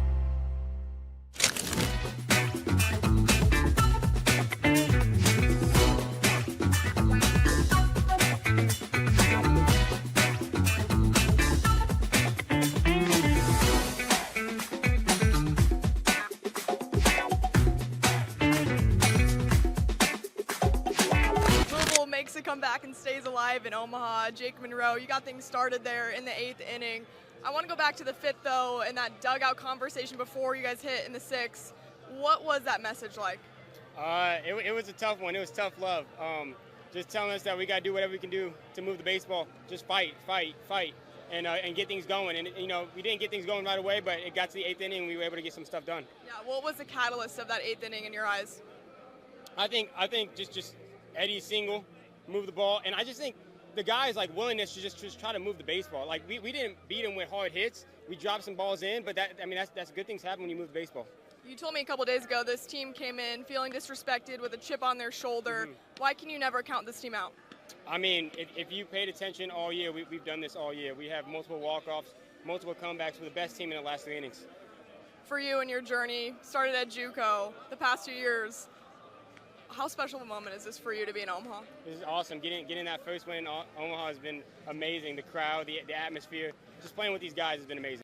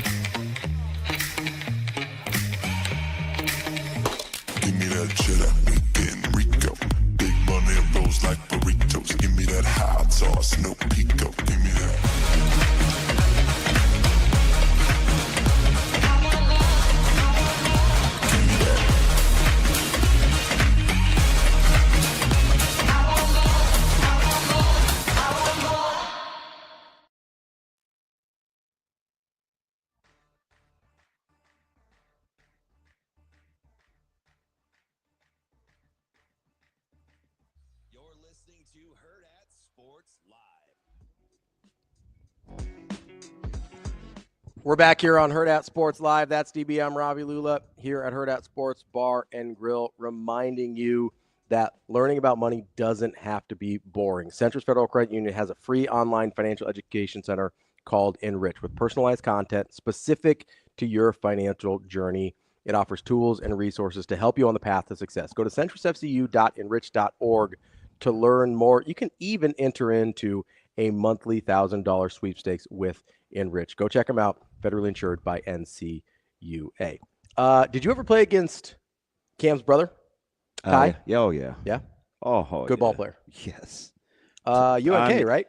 Tackling machine. Mm-hmm. Oh, yeah. Our guy Dave in the chat was talking about him at UNK because he was their voice for a long DJ. time. He's been around. Yeah. It's good to talk to somebody that's experienced, that has that much experience with.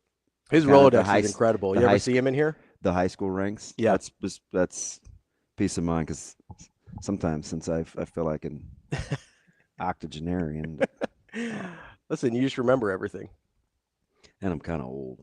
Nah, you've just been doing this for a long time. There's a difference. And I've loved high school since. Hey, you've always been a super into the high school sports. Even when I was when you were young. Yeah, I was. Yeah. I would just remember, like, this is dumb because it's since changed so much, but just blown away by, like, Berquist, which is now, the middle school looks like the Taj Mahal. And it's been recarpeted and doesn't have the natural grass, and it's got the pretty track and the renovations. I don't know if you know this. There's not actually any carpet in the Taj Mahal. But I've been there. It's marble. Just watching just watching a lot of high school sports as a kid. And I mean like early 80s. Yeah. You know, Larry Station and Keith Jones and Willie Brand and Dave Hoppin. And probably it's a lot with you do with your dad, though, right? He's very involved locally. Yeah. You know, he's a high school athletic director. Yeah. And so you just were at just at everything. A lot of stuff. And it's like, so when people talked about like the Trotters and the Paul Wallaces and all these just like gems, it's like, oh yeah, I remember Willie Brand was a great basketball player at South. And you know, Cedric Hunter gets his due, and I get it. Ced is spectacular. He's fantastic. I hope his twins are doing well. They're the same age as Micah. And I remember that Willie Brand wore Argyle socks. Ask anybody that remembers hoops. I'm dead dog serious. That is not made up. I remember this guy wore Argyle socks. That's incredible. And he'd give you like 30. Just hooping in Argyle? Yes. Giving you buckets? Yes. Yes. I remember there's a quarterback at North. We've since lost him. And he would wear like red spot belts. Do you even remember spot belts? No, I don't know what that is. Yeah. It's just things that I just remember. So you know what's kind of funny is when I was a kid, like most of my family wasn't into sports growing up or whatever, but my oldest sister would take me to Miller North football games when I was like little bitty. So like I saw Crouch play in high school in like the late 90s because she would take me to games with her, which looking back on it, if I had a younger sibling, last thing in the world I want to do is take them, like when I was in high school, would be take them to a football game. So like she's a saint for that. And then my other sister, she was in the band, so she would take me in the pep band. So she'd take me to Miller North basketball games. So I was going to like these games from a really young, and I don't know why I wanted to go even, right? It was just like, oh, it's live sports. Let's go. Like I just had this thing where I just always wanted to be around it. So like I get it. Like even when you're a kid, if you're weirdos like us, you're just like, yeah, let's go watch. It's just the weird things that I can remember. The three most physical games I played in. I was a sophomore. We got hammered by Papio. I mean, and they were explosive. Like Brannigan and Payne and John Ochoa and Reggie Ball and these guys. And we wore white sometimes, all green. And a couple games later, Miller North, just getting killed by Paul Holly and Kevin Bush. And you know, they had this little running back, Terrell Rose, who was so dynamic. They had a quarterback that I played baseball with, Troy Everton. And then lastly, I was a senior. We played Central. I had a 100-yard rushing streak on the line and needed a lateral behind the line of scrimmage to get over 100. Yeah. I made a long run out of it or whatever, but just getting punished. Yeah. I mean, punished. I'm like, fudge. It's Argyle socks. I can smell grass, stuff like that. It's just I love, I don't know. It's the hardest thing to give up, with like job offers and stuff. It's like when people talk about, I'm not going to be able to coach. And I'm like, Yeah. You're like, that might be a deal breaker. And they look at me and it's like, hey, you don't make any money. I'm like, oh, I know. But it's the thing you like the most. Well, by far. The further away I get from kids, the worse I am. Yeah. That's funny. Amazing. Danny brings up Martise Ivy. She played with my sister played with her. It's the first time I took the Metro bus. Oh, yeah. You told me about that. Go to their basketball practice, and, they had a heck of a backcourt. Wanda Hartsong and Martise Ivy, and Mallory was soon to come. And I could see I saw Martise at the Jet Awards. It still does something to me to see her because of the reverence. Oh, yeah. She was incredible. Isn't that funny? How there's she was so ahead of her time. Like just a walking bucket. Yeah. Yeah. It's gracious. Yeah, she is. That Martise Ivy is a great pull. It's really funny how there's certain people that, like Martise Ivy is a really good example. Most people at the Jet Awards would probably walk by her. Maybe they know who she is, maybe they don't. But like when you have this very specific, like, oh my God, that's Martise Ivy, right? Like I feel like there's a lot of those types of people if you grow up loving sports or whatever, where it's like that's a really random. One of them for me, honestly, is Ethan Wragge. I loved Ethan Wragge, and like in this grand scheme of college basketball and even Creighton basketball, like, yeah, he had nice moments, but he's not he's not Doug, he's not Kyle Korver, he's not Nate Funk, whatever, right? He's not Ryan Kalkbrenner, but all those guys have been around, most of those guys at one point or another. The guy that I'm just enamored with, that if I ever ran into in a room, I'd be like, oh my God, that's Ethan Rogge. Yeah, there's a few guys like that. I know if you're talking about like off the radar random pulls, like Willie Brand is one of them. Yeah. Yeah. I just never seen a guy like that size that could.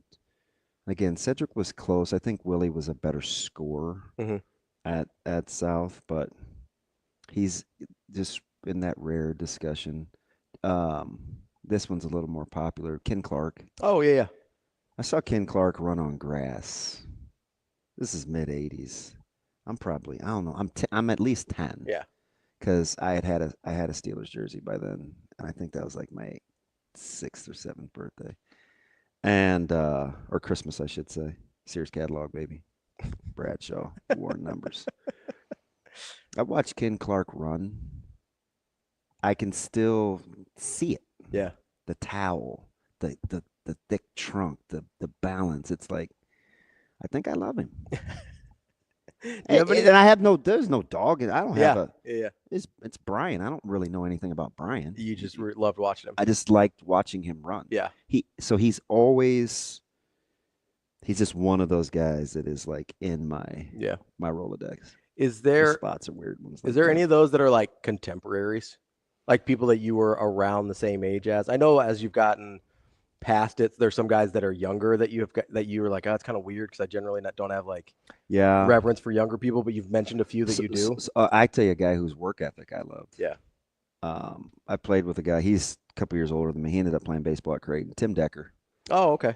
Is a guy that is a little older than me, but I admired quite a bit. I thought it was kind of weird. Sometimes I may have 2 buttons undone or 3, or, my hat wasn't always on perfectly when I would get to warm up and stuff. And there was a way to do business.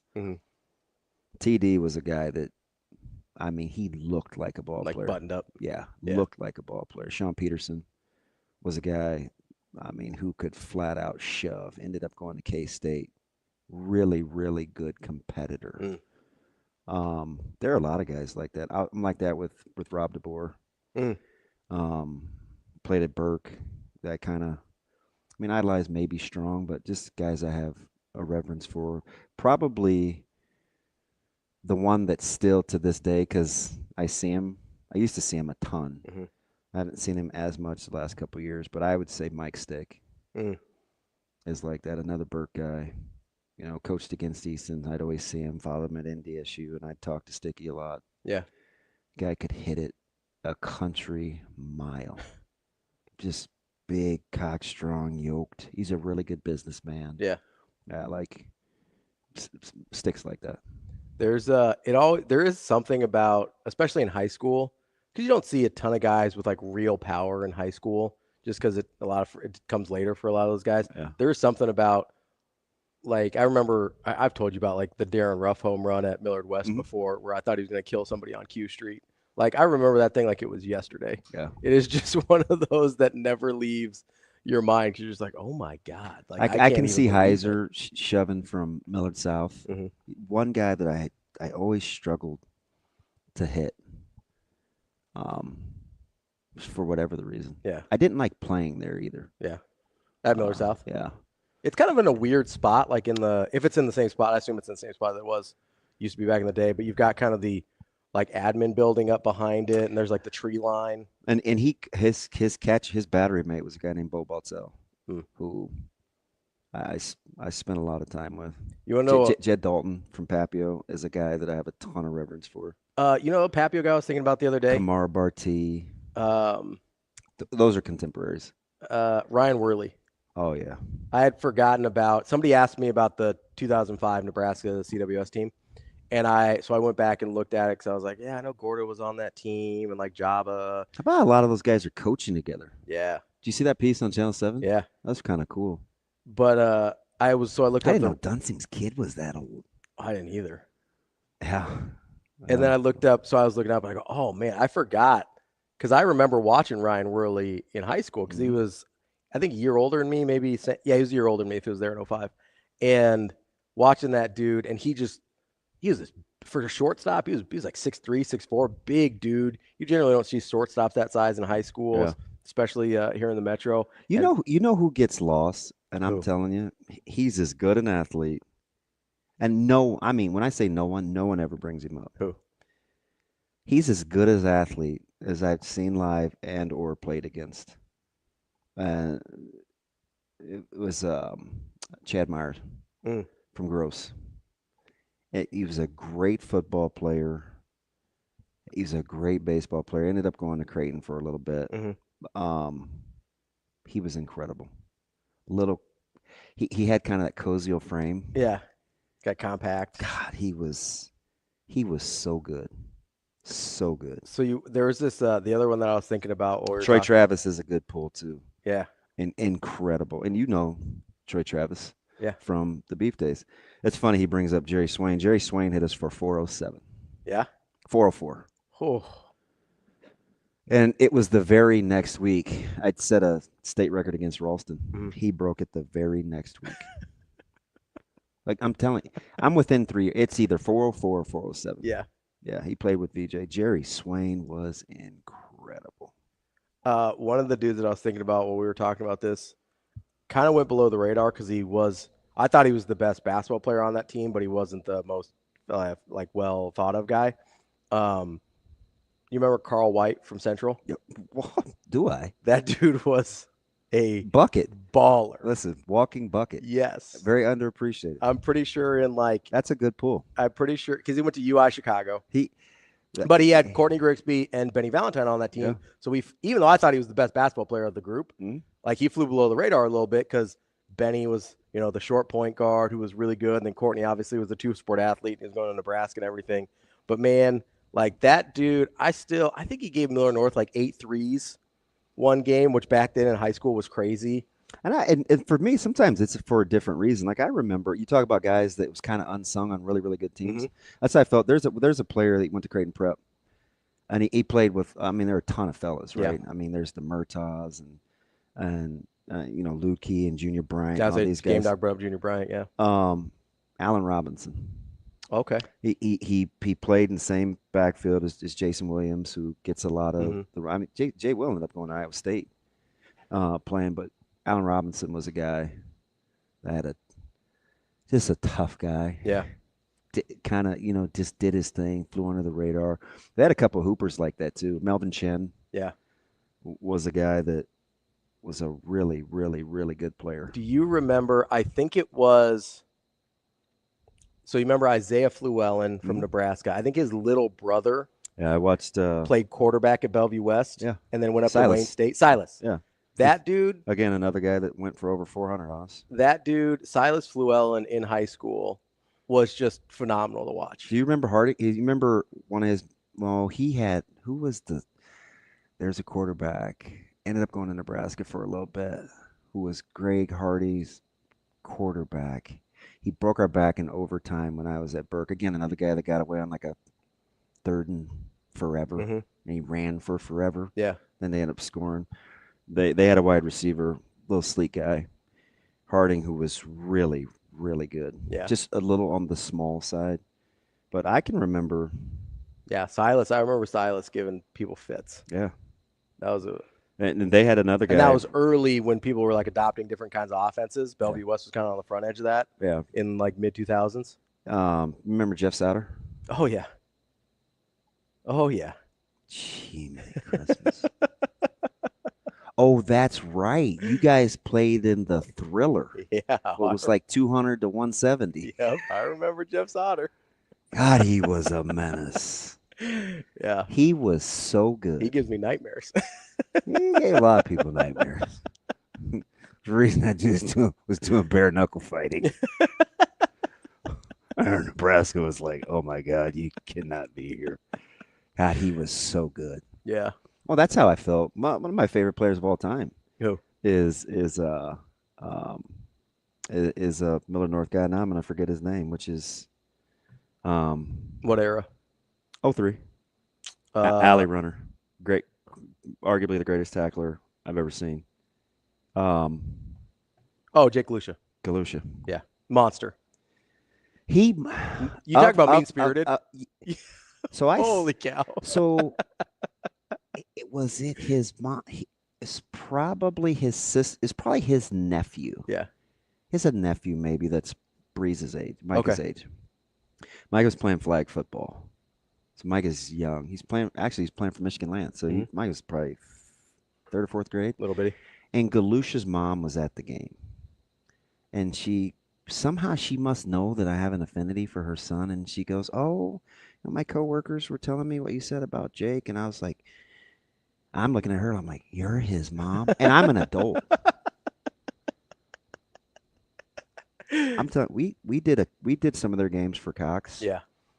He's in the discussion. Galusha's in the discussion for best high school players I've seen live of all. He's unbelievable. Time. Good offensive player too, but defense he was a menace. I just watched him. He's a soul snatcher. Yeah. That's a dude that in today's era, his options as far as offers would be way, way better because he'd just be out there more. He's like, that's a dude that unbelievable.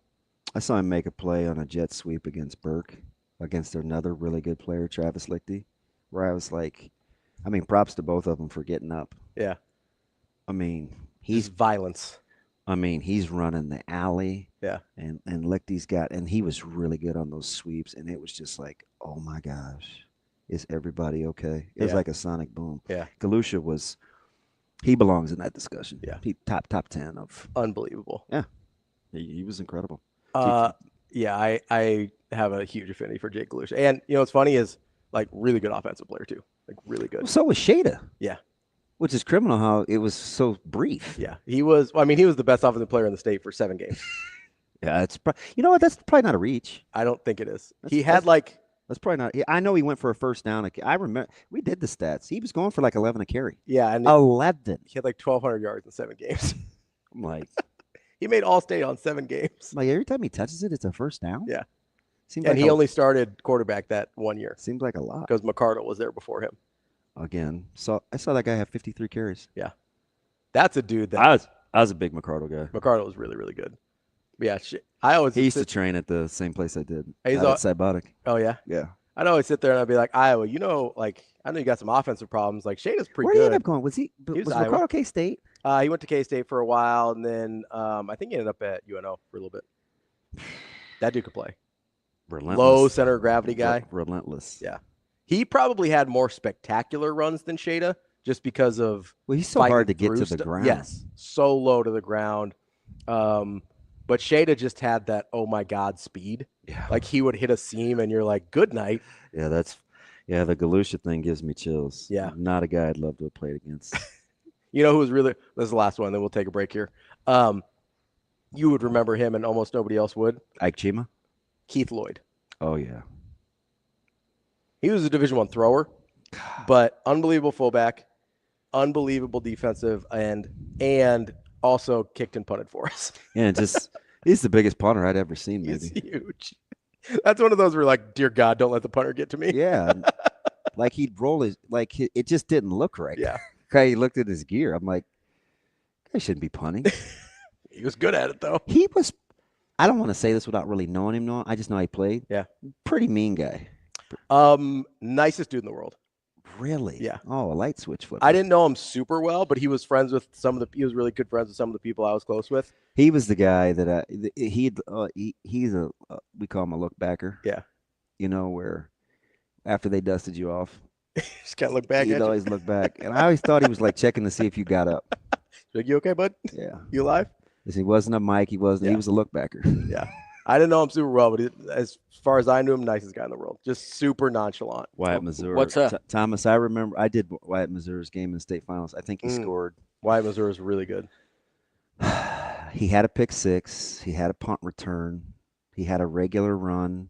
I think he threw for one. He may have scored. Somebody's going to have to fact check. I remember him scoring 5 different ways. Oof. In state. Unbelievable. I was like, So if there's a look back, he was so good at zone. Yeah. Yeah, his ability to navigate space, and I think I said this during the broad. Isn't weird how my mind works? Like navigating space. I'm like, he's so good at seeing where he wants to get to. It was like his superpower. Yeah. He could negotiate space without it even really opening up yet. He was super gifted in space. Weird. I feel like you don't see that in football as much. That's one of the things I really like about certain basketball players, like their ability to negotiate where they want to get to on the floor. That you're like, I don't really know. Like, he's not that fast. He doesn't have that great of a handle. He's not really putting moves on guys, but somehow just seems to get to where he's going, like every single time. Yeah. And you're like, I don't really know what to do with that except for say he's a great court navigator and that's a superpower. Like Wyatt Mazur is a lot like that. So if there's a look backer and you were going into the other one, the Mike, what's that? Well, you know how you just name linebackers, like you're either a Mike or a Will or a Sam or Strong, weak side. Nobody has a position called a look backer, but that's what I called him because he was always checking to see if you're still alive, if you were in the dirt. That's awesome. Yeah, I'm serious. Him and Galusha were on the same team. Yeah, a lot of those guys, Game Dog from the 82 West Side team, came to talk to us before state. Yeah. Last year. Yeah. Yeah. Taylor and those guys. Oh yeah, there's about 7 of them because it's happened to coincide with their reunion. Yeah, those guys were legit. A little walk down memory lane. I don't even know how we got there. I think we were talking about players we had an affinity for. I don't remember how exactly. I don't know how we get to most of the stuff we talk to. It happens. Talk about. It happens. We're going to talk to Mike Schaefer coming up next. That's DB. I'm Ravi Lulla. We'll be back. More Hurrdat Sports Live.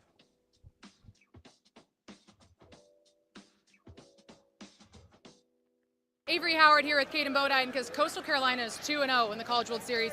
You guys put up 3 runs in the first inning. How much did that set the tone for this game tonight? It was huge. Thorndike got us the big inning, and it was really huge 3 runs for us and to set the tone. Your pitcher tonight, Jacob Morrison, doing what he does. You're the guy back there. What do you see from him that makes him so effective? I think just his competitiveness. He's always out there, thinks he's better than everybody else, and it's just good mentality out there. Coach Schnall called your pitching coach, Matt Williams, a difference maker. How has he taken this pitching staff to the next level this year?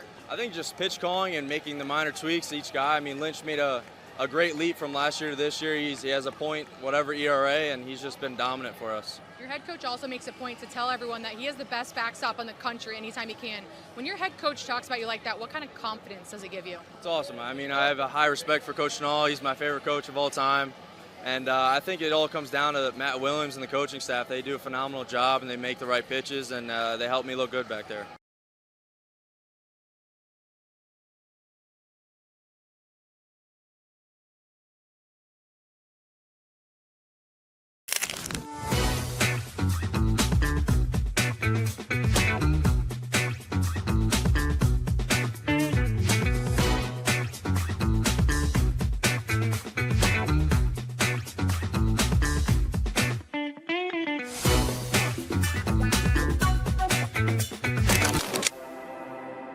We're in the neighborhood, just down the street.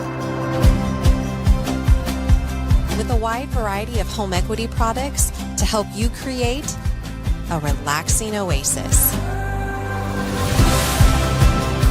So you can kick back and relax in comfort.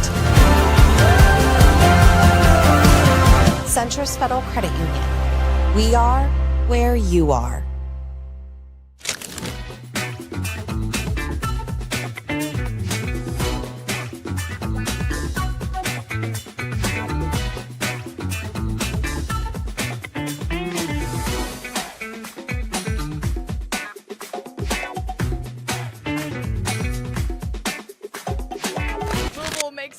Stays alive in Omaha. Jake Monroe, you got things started there in the 8th inning. I want to go back to the 5th, though, and that dugout conversation before you guys hit in the 6th. What was that message like? It was a tough one. It was tough love. Just telling us that we got to do whatever we can do to move the baseball. Just fight, and get things going. And, you know, we didn't get things going right away, but it got to the 8th inning and we were able to get some stuff done. Yeah, what was the catalyst of that 8th inning in your eyes? I think just Eddie's single, move the ball, and I just think the guys' like willingness to just try to move the baseball. Like we didn't beat him with hard hits. We dropped some balls in, but that's good things happen when you move the baseball. You told me a couple days ago this team came in feeling disrespected with a chip on their shoulder. Why can you never count this team out? I mean, if you paid attention all year, we've done this all year. We have multiple walk-offs, multiple comebacks. We're the best team in the last 3 innings. For you and your journey, started at JUCO the past 2 years, how special of a moment is this for you to be in Omaha? This is awesome. Getting that first win in Omaha has been amazing. The crowd, the atmosphere, just playing with these guys has been amazing.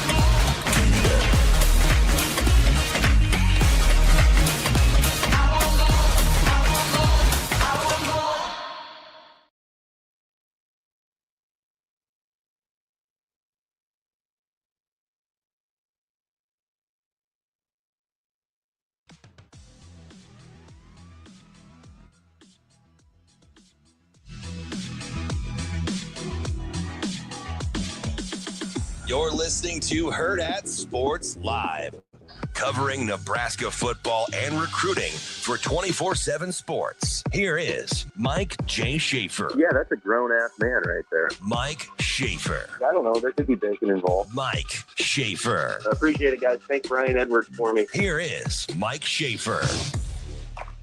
Kicking off hour number 3 here on Hurrdat Sports Live, presented by Centris Federal Credit Union. That's DB. I'm Ravi Lulla. We are joined now by Mike Schaefer from Husker 24/7. What's up, Schaefer? Not a ton. How are you guys doing? Mike J., how was your Father's Day? Oh, good. Yeah. It was good. We played some golf.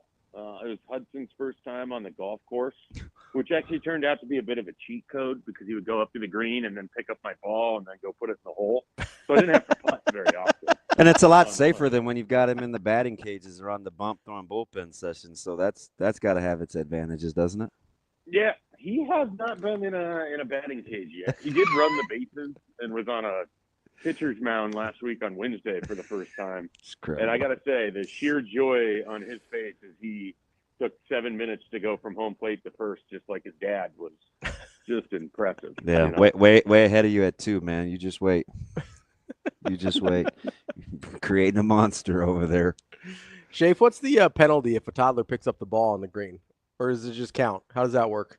As far as I understand, it's similar to like if a bird just picks up your ball and drops it somewhere. You play it as it lies, and if it just so happens he picks it up and puts it in the hole, then act of nature. Yeah. I'm not going to count it as a hole in one, but would I mark it as a birdie? Probably. Try to get my score down a little bit. Mark it quick. Yeah.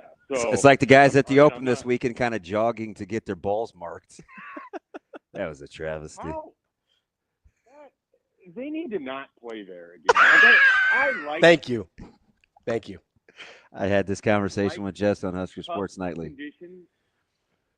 I don't want courses where guys are going 29 under or whatever Scotty Scheffler was at the Byron Nelson earlier this spring.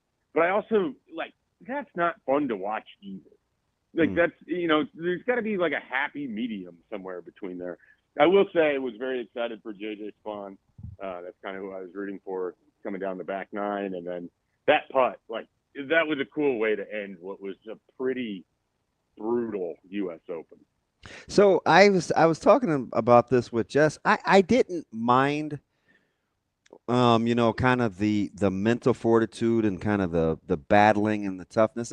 Now, do I think guys should have to hit balls out of slight puddles, or if you miss hit a ball by what would roughly equate to 2 inches, could be the difference between staying on the green and off. So I'm not necessarily talking about that, but I'm not going to go all Tyrell Hatton on us either. But I didn't mind the mental grind of it and watch guys have to manage that. Is there any Do you mind that at all? No, I mean, like it's not that I want it to be easy for him, but I also don't really want to turn in to watch Sam Burns try to hit a ball out of essentially The water. prairie grass around the green. Yeah. And then it goes like half a foot, and it's just I don't know. That's not particularly fun for me. Like I would rather see a Sunday charge from somebody where they're playing well, and not just because they happen to survive the total carnage around them. And it's not to take anything away from it. J.J. Spawn played as well as anybody over the 4 days.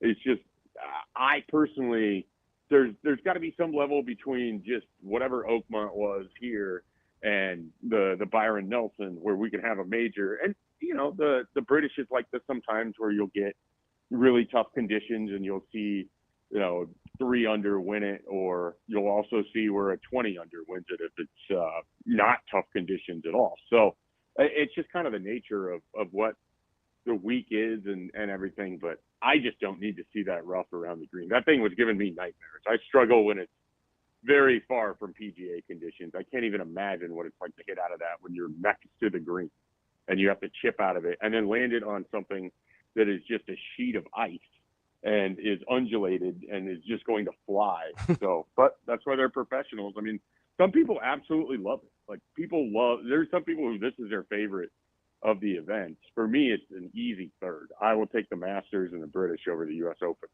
every time. Which do you think was easier to watch? I said this to Ravi kind of in passing yesterday, and I don't know why we got started on it. I think it was streaks in Major League Baseball. Oh, we were talking about his Red Sox, and I was like, well, Ravi, I said, did anything happen with them this weekend? I said, Ravi, I said, I know.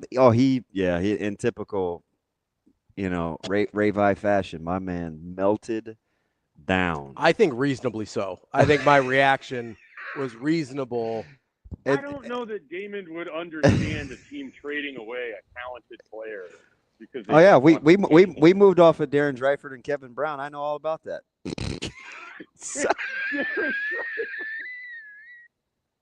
Oh wow! I'm sorry. Driver. Who does Mookie Betts play for right now? I'm sorry. Never mind. I'm sorry.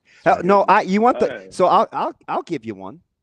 I'll give you one, and it kind of bugged me. Who? Cody Bellinger. Matt Kemp. I mean, again, the problem with that is those guys were apex of their career in the same way that you could maybe make the argument for Bellinger, but I think he had fallen pretty hard from his MVP season to when they moved him. Matt Kemp wasn't the same player when they traded him. Ravi's sitting on one that when I say it is the one that hurt me the most. Which one was that? Kyle Seager. Seager cut me to the core. Corey Seager. I said Kyle, his brother. I'm not a Mariners guy. Corey Seager. Cut me to the. You and Michael Stibbs start talking Mariners so much that you're in on Kyle. Yeah, that's right. I forgot Stibbs, the lifelong Mariners fan. Yeah, Corey Seager was one. I probably. Yeah, that one. I'm not even revisiting it, to be honest. You gonna be all right? Well, because you could see it coming about halfway through the season that he may not get re-signed. Yeah. But anyway, I'm not gonna have. It's okay by not bringing him back, though. I mean, frees up their IL for all their pitchers. Do you know? And joy has been rare as of late. But do you know the joy that I took in knowing the Dodgers could use a new arm last night and didn't have to use up a roster spot. That was that's I'm glad he's back pitching. It's sort of a fascinating deal, like as a total baseball nerd, this idea that Shohei Ohtani won't be able to go on a rehab assignment because he's not actually on the injured list.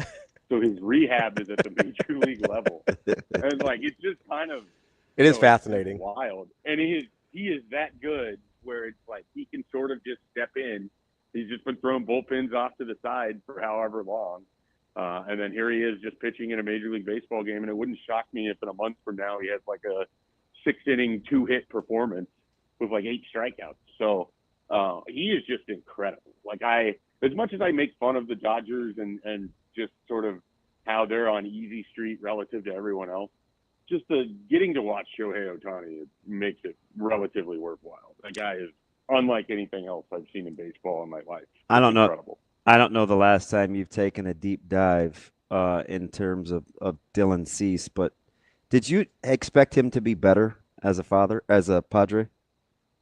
Yeah, I mean, he's just sort of he's in that Blake Snell category. When he's on, he's one of the best strikeout pitchers and hard to hit and everything else. When he's slightly off, when the command is slightly off, he's going to be walking a lot of people, a little more hittable, and not going to be able to go deep into games. I mean, it's just sort of I think if your team has a Dylan Cease, it's kind of a 50-50 what version you're going to get from start to start. And then when he locks in, you're going to get like a 10 to 12 start stretch where he's one of the best pitchers in baseball. You just have to be willing to put up with everything long enough to get to that. I mean, that's kind of what Blake Snell is. That's why the Dodgers were interested in him, because if you get to that and then you throw that at the front of your rotation, it's really, really hard to beat in the playoff series if he's that version.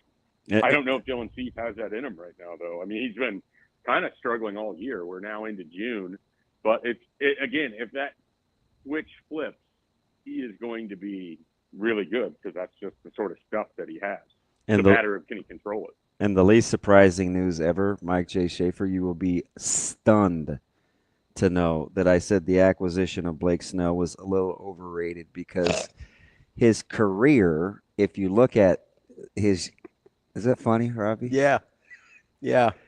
His career, his success is inflated by a mile. He either wins the Cy Young or he's like one of the least successful pitchers in baseball. Like Are you laughing? You're either going to get a great version of him, or you're going to get, you're going to be just pulling your hair out. Yeah. If you have it. Yeah. There's not a single acquisition that you like, big time acquisition that you're like, yes, I'm on board. It's not true. You know why when you're used to having. I was tickled by Mookie Mookie Betts. 14 big acquisitions a year. How can you get excited about any of them? You know why I'm so mad about it too, Schaefer, is because that's for all, I just want the Red Sox to operate that way. And they can. I get you're sort of in a different spot with Cleveland because they're not really financially in the same boat. Boston could do that if they wanted to. They used to, and now they're just like, no, we're going to trade away all our good players. It's fine. I mean, the disgusting thing is all of the teams could do this. Yes, they could. They could. You're right. The fact that we have to pretend like they're run like it's a mom and pop business is a joke, with the financial incentives and breaks and everything else that they all get. Yeah, it would have to be maddening to be a Red Sox fan, knowing that you have one of the most financially successful sports teams, not just baseball, sports teams. And they're operated like they're on a shoestring budget. The worst part is they have two of the most financially successful sports teams, because the same group also owns Liverpool in the Premier League. Right. And they do spend like this with Liverpool, and they're just like, just kidding, we're not going to do this with the Red Sox anymore. I'm not going to kid you guys. Sometimes I wonder if the money in soccer is even real when you hear about these numbers. It's not. It's like crypto. It's just all made up. I don't understand the numbers.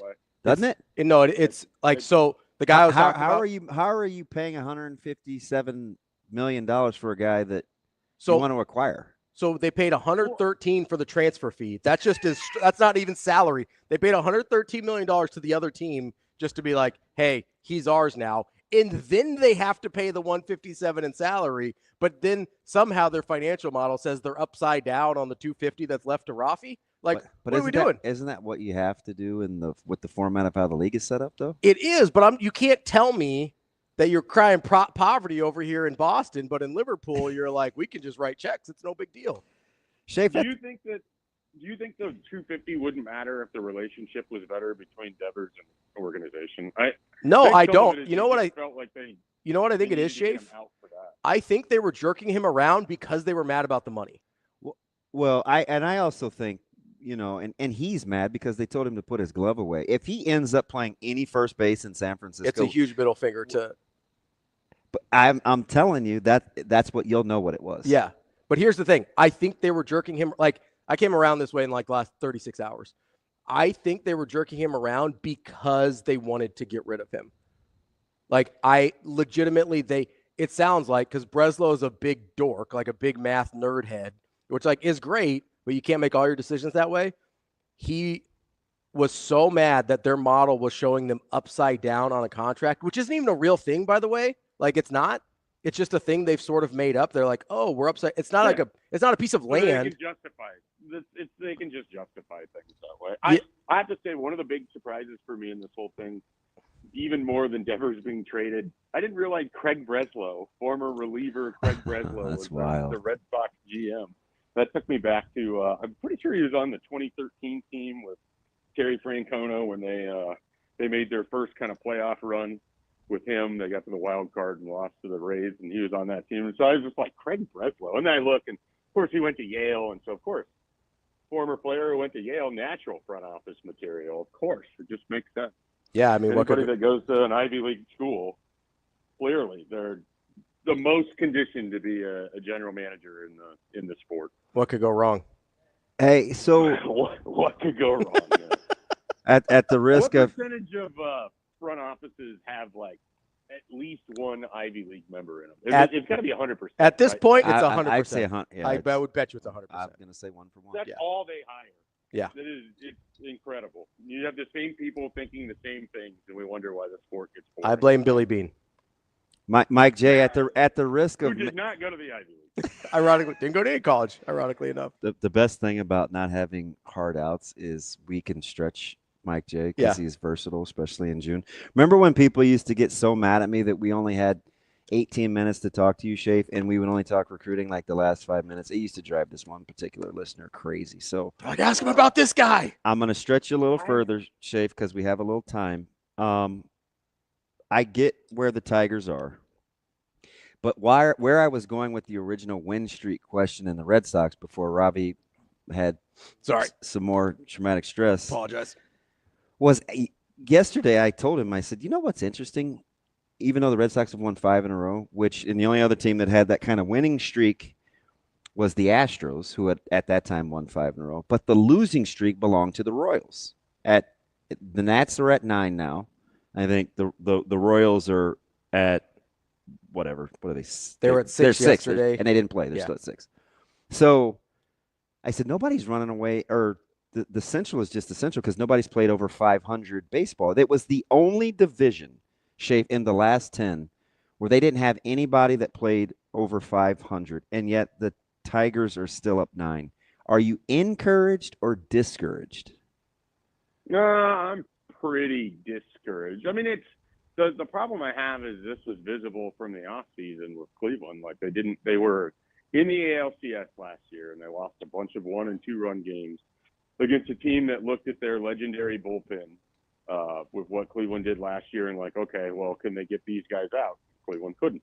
And so you would think the natural thing you would do in the offseason when you go to the ALCS is you would try to invest in your offense. And that's not what they did at all, other than signing Carlos Santana, who would be, a nice 7th or 8th hitter in your lineup, and they have to bat him 4th because they didn't do anything. And, of course, they're going to just tell us that calling up some of their young prospects is like trading for players, even though internally they produce like one all-star player that's come out of their farm system in the last decade, and that's Stephen Kwan. Yeah. So, obviously Jose has 2, but he debuted in 2013, so he doesn't really count in the last 10 years. So they've done a horrible job of identifying and developing position players, and they don't like to spend any money in the free agent market. So it just forces you to watch them churn through a bunch of quad A players and hope that they have successful weeks enough that they can kind of pull this whole thing together. Meanwhile, I don't know if you guys have noticed, Jose Ramirez is having one of the best seasons of his career. He is, quietly. And that's coming a year after he went 39 homers, 41 steals. And now he's hitting 330. It might be under 330 because he went 0 for 4 on Sunday. But he's hitting like 330 with 13 homers and 19 steals. And like he looks like a lock to go at least 20-20, probably 30-30. And he wants to do 40-40. So, I mean, he's playing incredible. And they have just surrounded him with literally just a bunch of guys. Like that's their entire offense. And their pitching isn't as good this year. So they're just kind of they're a very mediocre team. It's hard to watch them because you literally have to hope someone hits a double. They ground out perfectly to second base so they can get over to third. And then you can't even bank on a sacrifice fly. You have to hope for a wild pitch. That's, like 3 3 of their runs every week are just sort of the most inexplicable, like this doesn't happen to other teams, but that's how they score. And they only average like 3.5 runs a game. So it's pretty brutal. All right, Mike J., we were talking earlier about, with guys like Vlad and Stone and what Nebraska's doing. We talked a ton. You're going to be surprised in June. We talked a ton of recruiting, like kind of in depth. And it's been more philosophical than the tangible. And this was on the heels of, where Nebraska ranks in terms of the Big Ten and, high school classes versus, where they're at with the youth of their roster and all sorts of things. But you get a guy like Stone to surprise Nebraska to some degree and visit this weekend as opposed to going to Georgia where most people thought he was going to wind up. Is it too much credit to talk about Nebraska's what they do behind the scenes in terms of their homework and the nuances of what they know about whether it's people or cultures or whatever? Like they're always constantly trying to find these edges. And it appears to be working, at least to some degree, to garner interest with top-flight recruits. We know it's not money. Right. I think one of the things that they've done extraordinarily well in this cycle is identify talent before other people have. I mean, that's what we talked about. They had offered that particular defensive lineman before he was even at the Army All-American. Yep. Or the All-American. It's not the Army one anymore. They offered him in December. And they have a connection with Brandon Collier, the guy who's, for the lack of a better term, the handler for some. But, so they identified him early, and they had that relationship early. They identified C.J. Brano before literally anyone else. Obit in Idaho. Yep. I mean, they have done a really nice job identifying these people. And in particular, they've done a nice job with defensive backs because if they're able to get, guys like Jackson and Danny Odom to come in this weekend, Nebraska was on them pretty early. Now, Jackson was committed to Florida, so he was more of a known thing. But Danny Odom, when Nebraska offered him, it was like Nebraska, Pittsburgh, he's originally from Pennsylvania, and a couple other schools. And Nebraska was in there very early. Now you go look at Danny Odom. He was just at Ohio State this past weekend. He's going to Penn State. He was at Auburn earlier. He went same thing with Carpenter. Oklahoma. Right? So they're Remember Coach Rule's little deal about he's like, you guys think we find diamonds in the rough. We offer a guy, and it's no big deal. He's talking about Noah. And he says then he said the kid camps at Ohio State, and all of a sudden they know what they're doing. It's like we trust our talent evaluating process. Yeah, the problem, at least in this cycle, is they have to prove that they can get them too. And I think you mentioned earlier talking about where they rank in Big Ten recruiting or just recruiting rankings. I know this is sort of sacrilegious as a recruiting guy. I would encourage people to not think about the rankings in this class because it's not a traditional class. I mean, they're going to take 12 to 15 high school guys. They're going to turn around, and their portal class is largely going to be based on how the team plays. If they go and they play well and they have a bunch of these young guys that are playing well, then they're not going to just take a bunch of immediate one-year portal players. Yep. They're going to be a little bit judicious about what they bring in, and they're going to look for some guys that maybe were overlooked or didn't have opportunities on their program that have multiple years that they could come in, develop, and help. Or if they have a rough year this year, like let's say they go 7-5 or 6-6, and it's imperative that they win a bunch of games in 2026, they've allowed themselves the flexibility that they would have space to be able to get a fair amount of one-year plug-and-play type players. They haven't overspent on the high school portion of their, NIL with their recruiting class. Like they have given themselves a ton of flexibility to operate based on how the season goes, while also stacking the deck in their favor that if they have a good year this year, the 2027 class looks like it could be really good. So for like the 50th time in the last, I don't know how many of her appearances, if Nebraska wins football games, they have set themselves up for long-term success in a really nice way. The big thing is they have to go prove that they're capable of winning football. Like they have done, I think, a really nice job of sort of having their cake and eating it too. They have to finish off this class. It's not going to look remarkable. I do think they're going to be devoid of star power ultimately at the top of the class unless they win a bunch of games and flip people late.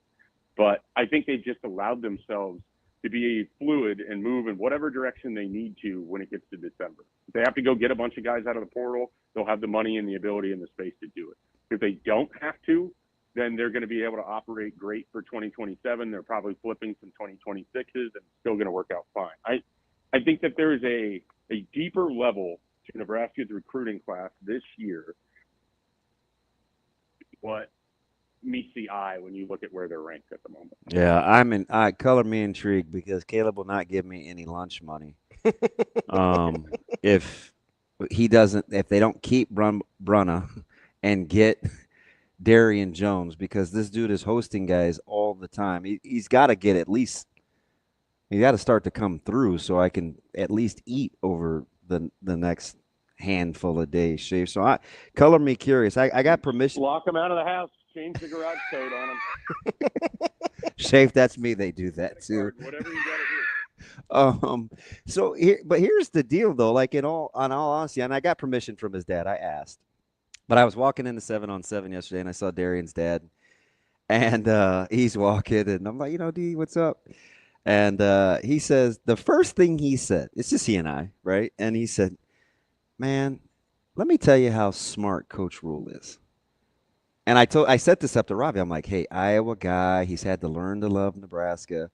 And my immediate reply was, "Oh God, I think the exact same way. Say less, like do tell." Mm-hmm. So he proceeds to kind of tell this story again. Shape the Iowa guy. I mean, Iowa rock, Iowa golf shoes, Iowa flags. Like this is Darian's dad. And he goes, so I get there for the OV, and they're getting ready to go to dinner. And he said, Coach Rule said, "Hey, how'd you like to eat with the governor?" And he's, D-Rock said, I kind of looked at him, and he's like, no, nothing political. No parties, no nothing. Just have dinner. So, D-Rock was like, yeah, okay, no problem. He said 2 seconds into it, Pillen's explaining, that he's a Nebraska alum and what a joy it was to play with his brother at the University of Nebraska. Is that not incredible? And I'm like, I try. It's great. It's great, right? And he's pretty smart. He's bright, right? He's done this recruiting thing, and he's like, I just was like, oh man. And I said, that is the greatest, least surprising thing that I have heard. It's just, and I know it's working with Sohn and just their ability to leave no stone unturned when they do this thing is incredible. I think they put a lot into the psychology of each individual recruit. That's it. That's a great way to put it. And it's not like they're the first staff to attempt to do something like that, but I think they do a better job than most of determining what the value factors are and then how they can sort of shift what it is they think a kid would want. If they think someone's going to be more blown away by the facilities, they're going to get them extra time in the facilities. If they think that they want more time with a position coach, or if they're more intrigued by the NFL aspect, they're going to find a way to get them in front of guys who have spent time in the NFL or coached in the NFL or whatever it is. If they think that they're a total workout guy, then they're going to put them with Corey Campbell, and Corey Campbell's going to spend a bunch of time with them. If they think they're sort of, they're the body of the temple person, they're going to spend a lot of time with the nutritionist. Like I very much doubt any of my colleagues that work at other places at 24/7 Sports or give you the whole industry on free rivals, whatever. I bet the Nebraska people covering this write more about the team's nutritionist on a recruiting visit than anywhere else in the country. And people love her. Yeah. They love her. Like I have never met her. I should probably do a story about her at some point in time. But just the quotes are so glowing, and it's about a nutritionist. Listen, and she's the boss. She is the boss. I just think they do a really smart job of figuring out what it is that people want, and it doesn't always work, right? Like it's not like they're batting 1,000%, but they're. We spent this talking about baseball, and they do a really nice job of trying to win in the margins. Like Nebraska, we can talk about what they might have for money and all these other things that they can offer, but they are also smart about trying to find just the littlest inch that might give them an advantage. And I think Darian Jones is going to be a really, really tough recruitment. Mhm. But if hearing the governor talk about the idea of playing with his brother, which is literally Nebraska's biggest and, quite frankly, only truly meaningful pitch. I mean, I think playing at home would be great. All of that would be great. But it's the idea of playing with Donovan, right? Like whenever I talk to Darian, that's where the conversation always ends up going. It was a big thing for him this weekend, just hanging out with his brother's friends, feeling like he fit in with that group of Nebraska players. Yeah. Like that was a big, big deal. And I remember being 17 years old and joining my brother for his fraternity and hanging out with those guys and thinking if I went to Nebraska, I would probably join this fraternity too. So I think it's a smart play. It's the obvious one, but to get Jim Pillen involved and sort of play off of the Pillen brothers is pretty remarkable. And I did not see that coming when you started the story. When he said it, I just started laughing. He's telling the story, and I'm like, that's all you can do. I'm like, this guy he doesn't. And there's always these little stories like that. They're just so. And I think it's important that people know that I doubt Matt Rule went to the governor like, hey, I want you to bring this up. I guarantee it was more of when they were in a conversation, he sort of worked that in there so it was front of mind. Yeah. So that's what Jim Pillen was talking about when they had this conversation. Like it's sort of pulling strings and people don't even realize that they're being puppeteered. So you're saying Matt Rule was incepting the governor? Is that what's happening? Oh, it's just I think there's an element to that, yeah. It's just weird. I don't want the governor's people calling me later today and telling me that that's how it happened. So, it's just a theory. And it's just weird too, and I always have to be careful because I don't want to offend my coaches, and I try to be respectful. But I mean, I have known Darren since forever, and I give him a hug. And this is probably 30 minutes before he catches 2 touchdowns on us, and I'm not exaggerating. But we're kind of just shooting the breeze, and we're talking, and it's little things where he's like, man, Caleb's kind of getting into golf, and he took Donnie to Top Golf, and he goes, have you seen his roommate's golf clubs? And they live with this another player, Danny King, who is fantastic, and he's got a great set of clubs, and it doesn't have anything to do with they have Carolina blue head covers, but it's his high school's it's their colors. Sure. I'm serious. Obviously, that's what it is. And he's like, man, you know how much my dad likes to golf? He thinks he's gonna always be able to beat me, and I'm just like, ooh, is that a chicken nugget? Like, do you want to learn how to golf? So these guys like to golf. So, like this is all these things going on in my head that I'm not saying anything, but it's just funny how the psychology of knowing who you're dealing with plays a lot bigger role than some of these guys that are always talking about, oh, it boils down to money or NIL. There's still some good old fashioned get to know somebody relationship recruiting too that I think is pretty good. Adding into all of that, where was Darian Jones when he picked up his offer from Nebraska in April?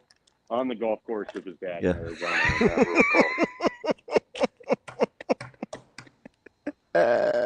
It's all coming together. It's all tying together. Mike J. Schaefer, real quick before you let you go here, I was doing some quick math while we were talking to you, and because we were talking about class size and 12 to 15 this one, and we're not really sure what the transfer portal class will look like. If they have a good year, it's probably a small portal class as well. To that point, if I can add correctly, which is definitely up for debate, I believe there are 95 freshmen, redshirt freshmen, and sophomores on the roster. That's pretty close. Yep. That's pretty close. Which means it could be like this for a couple years if they're good, right? Like if they have a good year this year, like we might be having the same conversation next year where it's like, probably gonna be a pretty small high school class, and if the season goes well, probably not looking at adding a ton in the transfer portal, going to be pretty targeted. Like, I'm just saying that, and I don't know how you feel about if that's how it's going to play out or how long it plays out this way, but with 95 guys and the roster limit coming as it's getting grandfathered in, you're probably looking at a situation where you go, hey, we may need to recalibrate sort of what we look at in terms of recruiting and how they operate. Yeah, and all of that's going to be dependent on, of those 95 young guys, like what are you getting from them? Mm-hmm. Are these guys that are, clear, write it in Sharpie on the 2 deep? Or are they players that you still need to see a little bit more from? Are they people that you thought had potential or it was going to go one way and then clearly didn't? Are they guys that fit your program? Like there's there's going to be enough player movement of that 95 where it would shake things loose for future classes. But at the same time, if what they went and got in 23 and 24 and 25, if those guys develop and a lot of them have stuck around, then yeah, you're in the sort of unique spot where the bigger thing is how do you keep the guys on your roster because you think they can help you too. Because what you don't want is for the guy who's running third at a position to be like, well, I don't know if there's a path here for me. I better jump in the portal and go find something else. But, you know, that can be a sign of a healthy program. I think people look at the portal and people leaving and think it only means bad things. Sometimes it could just mean, hey, it's really tight at the top. Like they got to go find opportunity elsewhere. And so, you know, and that's why it's a big year ahead. Like you got to see what you have on this roster. We spent so much time with a lot of these veterans that have seemingly been at Nebraska forever that are no longer here, that now we get to see some of these younger players and what they're going to be able to bring. And I'm thinking specifically both sides of the line, you know, offensive line, defensive line. You've had so many of these veterans. Now we're going to see where they're at with some of the young guys they went and got in these last couple cycles. And then linebacker. I mean, those are three positions right off the top of my head. Obviously defensive back where they have like 42 people of that 95. But, you know, we'll see there. I think that'll shake out on its own. But linebacker and the two lines, I think we're going to learn a lot about what they have in terms of young depth early in their career, even this season alone. That's our guy, Mike J. Schaefer, Husker 24/7. Schaefer, appreciate the time and kind of the leeway you always give us to talk about whatever we want. Good talking to you. Good talking to you as always. We'll get you next week. That was an incredible 35-minute conversation that I just realized is 35 Yeah, minutes. it just blew by, man. I had to check the clock. That's how you know you're having fun, right? And considering Shane hasn't logged us into ours. I get it. You're getting ready to say, go ahead, get your walk. Oh, that's one way to look at it. Go ahead, Schaefer. I know you're going to find a way to pee in my cereal. Oh, you're good. I'm in a great mood today. I'm going down to the CWS later today. You know, it's supposed to rain, of course, for the game that I'm going to, but we'll see what Coastal Carolina looks like tonight. They kind of look like a tour de force a little bit. Yeah, just remember to say chance. Yeah, he'll get mad at you. Don't say chance. Chance. Say it. He said, say it with me. I was like, wow. Schnall is wild. Schaefer, just make sure you pray to the Oma Dome that you stay dry out there. You get a baseball game in, all right? Yeah, well, whatever happens, happens. You know, I'll be in Eeyore either way. It'll either be too sunny for me or I'll be too wet. So. Make a sacrifice to the Oma Dome gods, Schaefer. We'll get it done. Okay. All right, bud. We'll talk to you later. Guys. Good old Schaefer. If he's Eeyore, am I like Winnie the Pooh since I'm always whining? What do we be characters? Maybe you're Christopher Robin. Do dumb stuff like Tigger? What? Say it slow. Don't be going all crazy. T.I. Hey, you gave me that look. I'm well aware of what I said. Wow. If you're heading down to the baseball game today or heading downtown, make sure you skip the traffic. I thought you said Digger with a D. Like Phelps? Take Metro Transit, park for free at West Roads, take the Orbit downtown. Guys are flirting. Get down there. Doesn't take much. Free ballpark bus runs every 10 minutes from the Chuck to Dodge. After the game, head to 10 the Capitol to catch fastball Orbit back home. ometro.com to plan your trip. I'm not getting in any trouble today. I'm on my best behavior. I've been nice today for the most part. We're going to try and keep it up. That's DB. I'm Ravi. More Hurrdat Sports Live coming up next.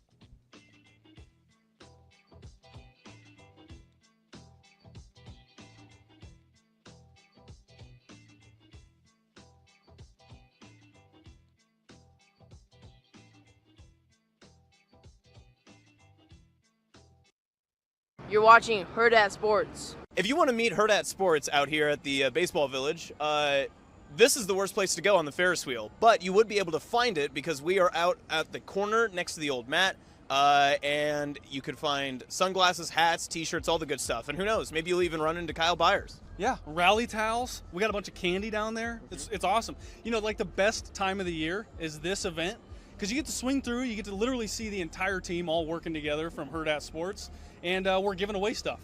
Yeah, and what else would you rather do than come hang out with us, sweat a little bit in the humidity, and then ride the Ferris wheel, which you can tell the baseball game's going on behind us as well. Logan's behind the camera. I mean, it's a full team effort today. Yeah, and you know what? You've got the Omaha skyline right over there. You've got the ballpark right behind us. And then literally 600 different types of food that you can buy on the way from there all the way to the ballpark. So, yeah, I mean, you literally can't get it any better than sitting down here.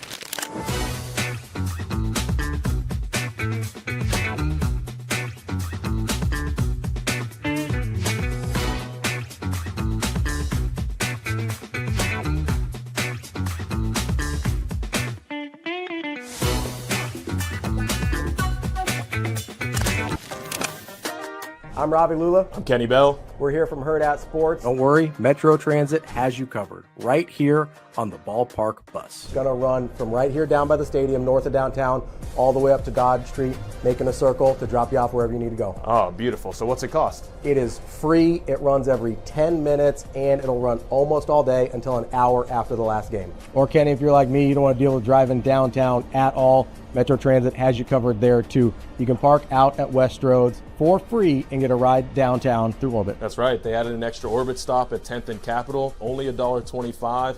Fills up after the game. Quick, nice service right back out to West Roads. $2.50 round trip. Can't beat it. And free parking? You kidding me? Plan your trip or track your bus at myride.ometro.com. Or download the MyRide OMA app.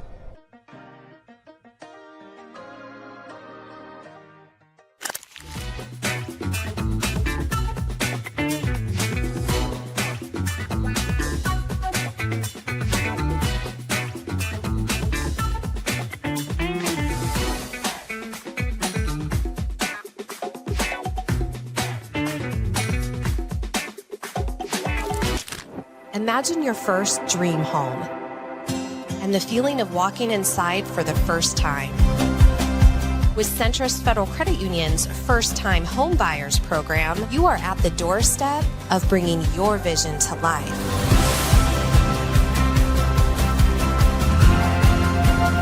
Welcome home. From your neighborhood mortgage experts, Centrist Federal Credit Union. We are where you are.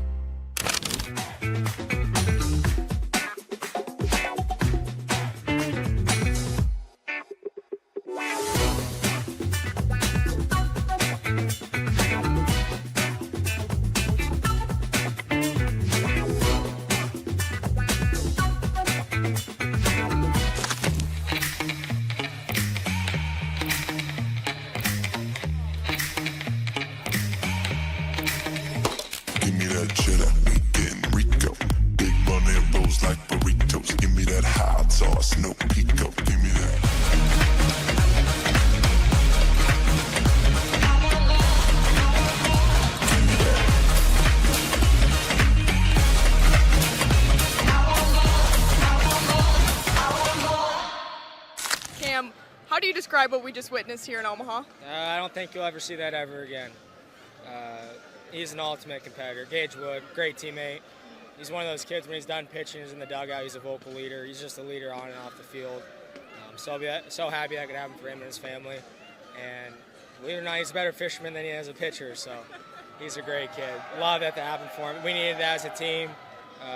Got 10 hits, but couldn't get many runs in.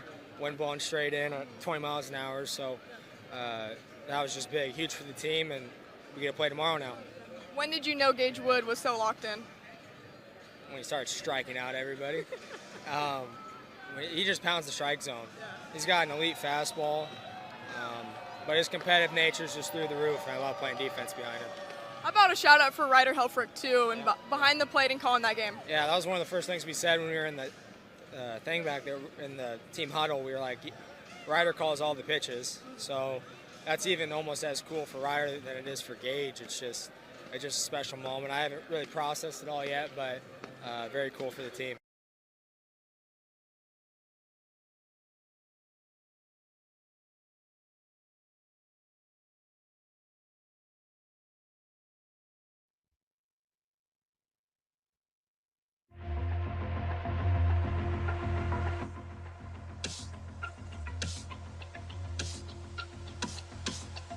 You're listening to Hurrdat Sports Live. Out of the great Northwest comes the legendary Bigfoot. Bigfoot! Bigfoot! Hey, Bigfoot! I'm just looking for you. Bigfoot is a good friend of mine.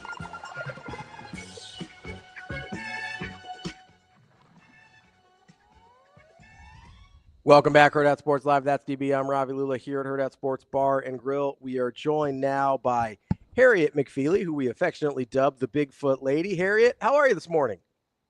I am just fantastic. How are you guys? We are great, Harry. It's been a couple years since I talked to you, and we used to talk to you every year, and you were kind of just getting started. We're rocking and rolling now. Are you surprised or not really? That yes. you've grown? Okay. Yes to both of them. So how did it happen? Like it definitely, did it seem like overnight, or walk us through the growth process of year one to, like, you just finished up a couple of weeks ago. What was the process? You mean from the very beginning? No, just from the growth of it since the beginning. Oh, the growth. Okay. Yeah.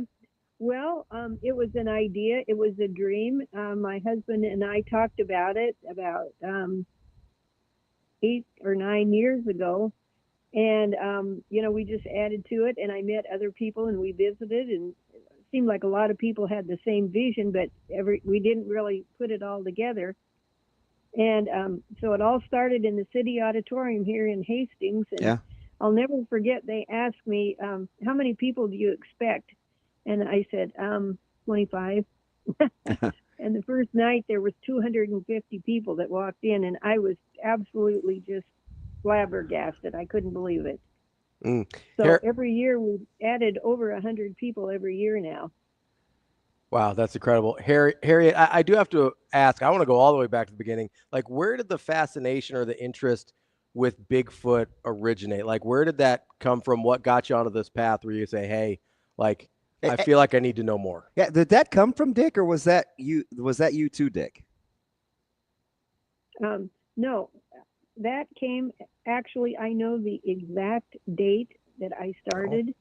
It was in 1953, I think, and that was the day that Sir Edmund Hillary climbed to the top of Mount Everest. And on the way up, there was a big, huge footprint right where he started at. And there was a picture on TV, and I got it, and it's on my wall. And from then on, I was just on fire. I was only 8 years old. And now you know how old I am. Ooh, darn it. But anyway, at that time, there was only 2 books in our whole library. And, of course, no TV shows, nothing. But I just kept on going and going. And I've never lost my fire or my interest. I love it. And the people that come not only to the museum, but also to our big conference, they are just absolutely terrific. And, the first time that I meet them, they're a stranger. Before they leave, we're becoming friends. And after 10 years, we're really friends. It's just, every year, it's like a huge, giant family reunion. Speaking of giants and families, not to play on words, but the last time I talked to you was right after COVID, and we were talking about one of your latest discoveries where I don't know if Bigfoot babies is the right thing, but you were talking about some markings on a tree and maybe some is it little Bigfoots? I don't know, but that was kind of where you were then. Remind our listeners about that time period and what you've learned about the family structure of Bigfoot since then. Oh, boy, that's a big question. There's a lot of markings on the trees, and they make a lot of structures, a lot of X's and arches and all kinds of things like that. And the main thing, I think, is if you're driving, you have to get off the interstate and the highway, and you need to get on just the little back gravel roads that follow the creeks up and down this whole state. And once you get familiar with their the structures that they build, you will see them everywhere. And I always tell people, if you see something like that, that's where you want to go camping at if you want to have a good time. So Okay. So there's no fear of like being around their little ones and maybe being overprotective or anything like that. It's just like, hey, hop on in, or kind of what have your experiences been? Well, I've been around, I think we would probably, they're like about a teenager size. I've seen 2 of those, and I think they might have been twins because they were really close in size. Whoa, twins. But of course, Mom and Dad were there. I met right off the bat, my very first time out ever camping in my entire life. I saw 4 of them. There was Dad and Mom and 2 kids. And that is a wild story, and most people don't believe it, and I hardly do either.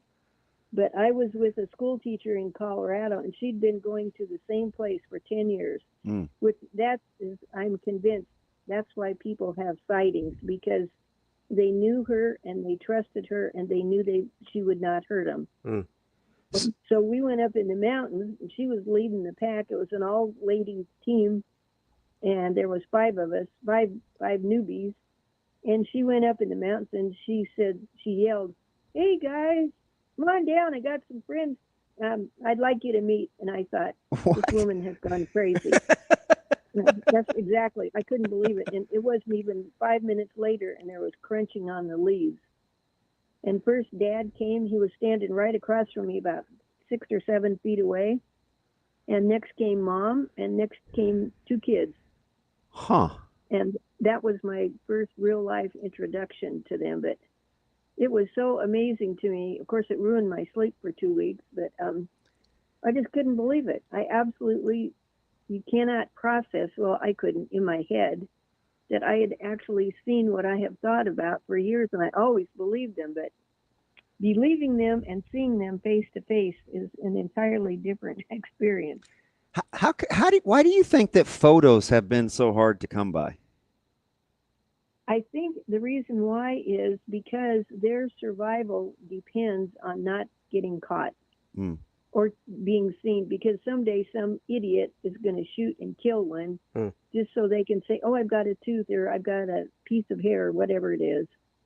And, they don't realize that they live in family groups. And if they kill the leader of the family, what happens to the rest? And you know what? They cry just like we do. So if they would... somebody would kill, the head of the family, there'd be a lot of sad. Plus, there would be hell to pay, I can guarantee you. Hey, so what was the situations in which you've heard Bigfoot cry? That's interesting. Up in the mountains, my friend had heard them cry, and that was almost the same exact location where we were the first time. And she said when she got up there, it was dead silence. Dead silence, not a bird singing, not anything.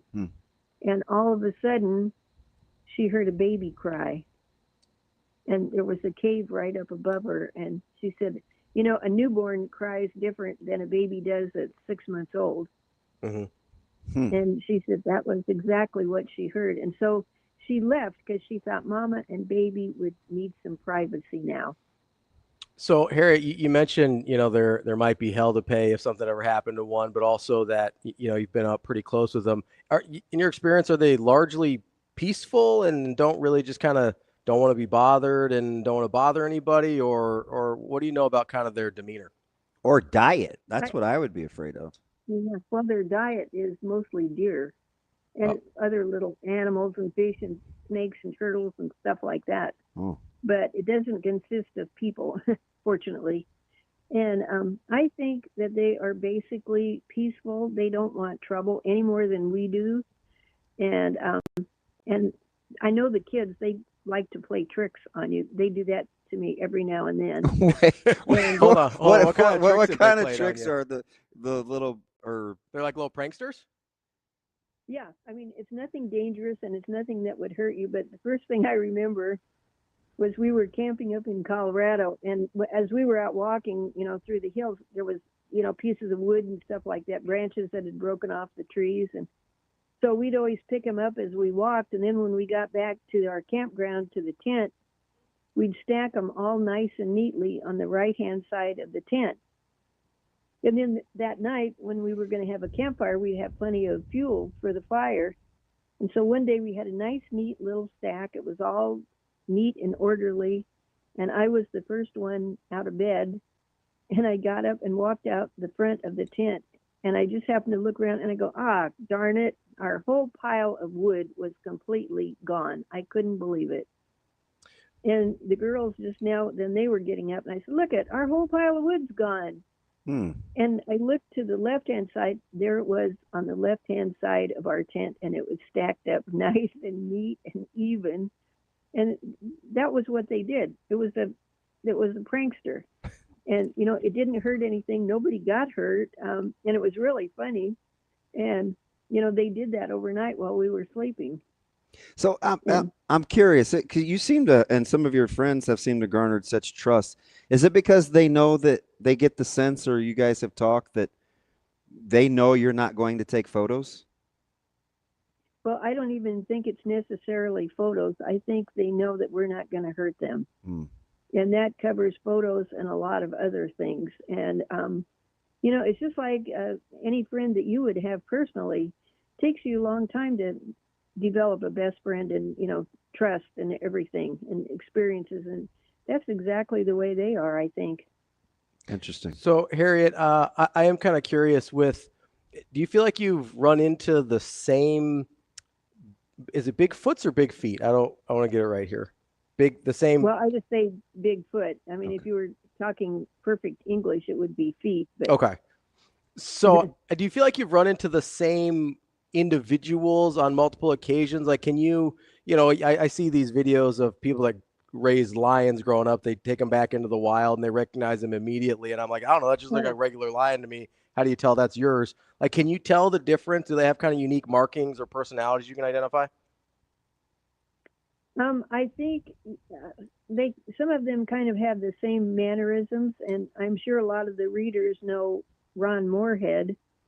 And, you know, a long time ago, he had one up in the mountains in the Sierra Nevadas, and I thought that he said that they would see him a lot, and then and he kept coming back, and then that Bigfoot would yell, so Ron would yell, and they'd kind of have a contest yelling back and forth, not growling or to hurt him or anything, but they did that. And then Ron, he would eat apples, and he'd go sit on a tree that had fallen down, and he'd eat an apple every day.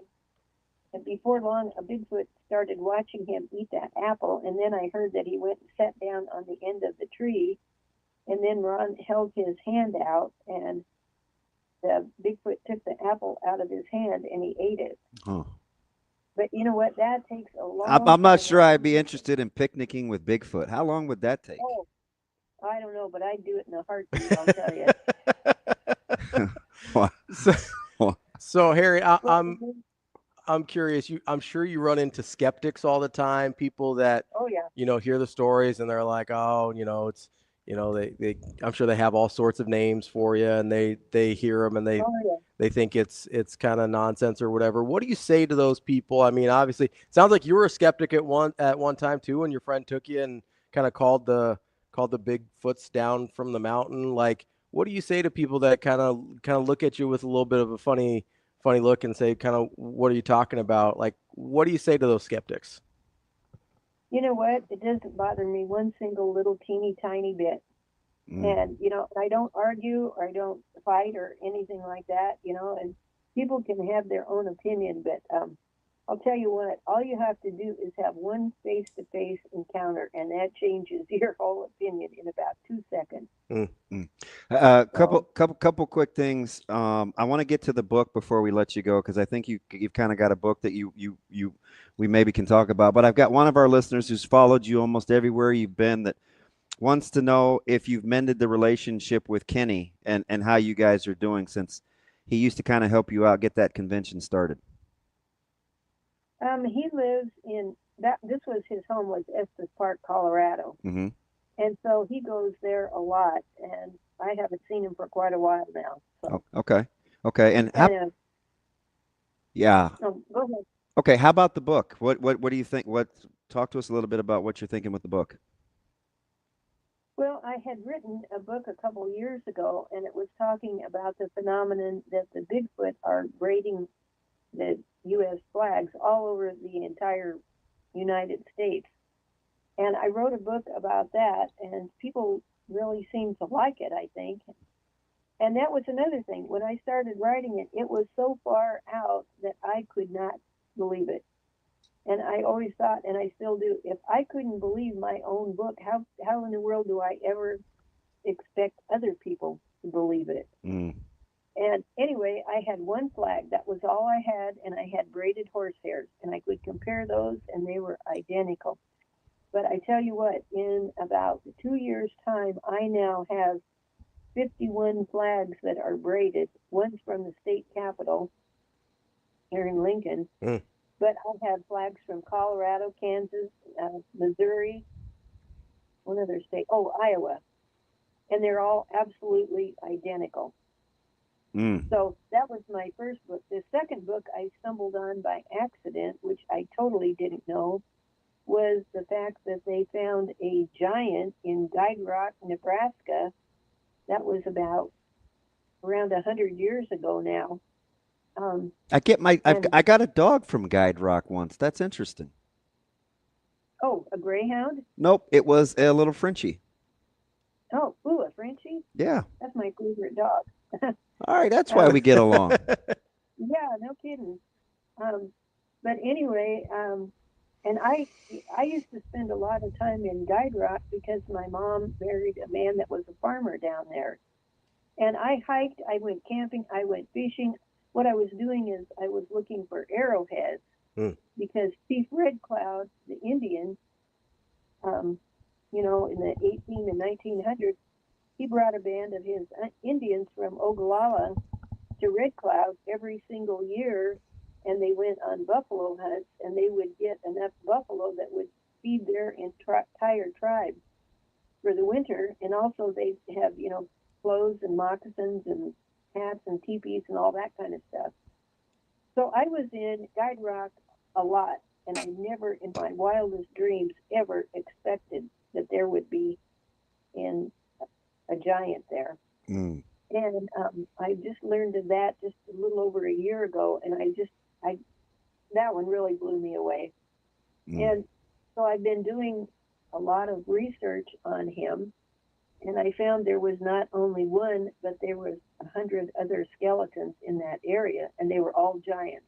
And then I just found out a few months ago there was another tribe of giants in that same area, probably within 5 miles of each other, and they had 100 giants in their group also.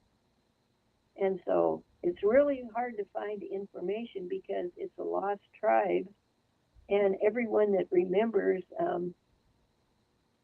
when they had the big celebration for the 50 years of the dam in Guide Rock, everybody is dead and gone now. And so, it's really hard to track down information, but I tell you what, I'm going to do it for sure. All right, well, you keep us in the loop. Yeah, I don't know how long it'll take. I was hoping a year, but I don't know. It's very time consuming. Well, keep us posted. You let us know when the book is done. We'll have you back on because we're out of time, but I've got so many more questions about giants than I even did about Bigfoot. So we'll definitely have you back on. And if you want to know more, if you want to meet Harriet, go head out to the Bigfoot Crossroads Museum in Hastings. You can go hang out and find out more. Hey, Harriet, we appreciate the time as always. And don't forget our conference for next year. You got it. I appreciate it, Harriet. Thank you. Okay, thanks for having me. That's Harriet McFeely. That's the Bigfoot Lady and now the Giant Lady, apparently, as well. Guide Rock, Nebraska. It's funny because Frenchies are small dogs. I know. They're not big dogs. I Great Dane would make more sense than Guide Rock with the giant history there. Oh, why did she suggest Great Danes? I think she said Greyhound. Oh, Greyhound. I don't know where Greyhound came from. Maybe she thought you took the bus out there. Not my kind of Indians in Guide Rock, though. Different kind. We'll be back tomorrow. More Hurrdat Sports Live. See you. Have a good day. Love you.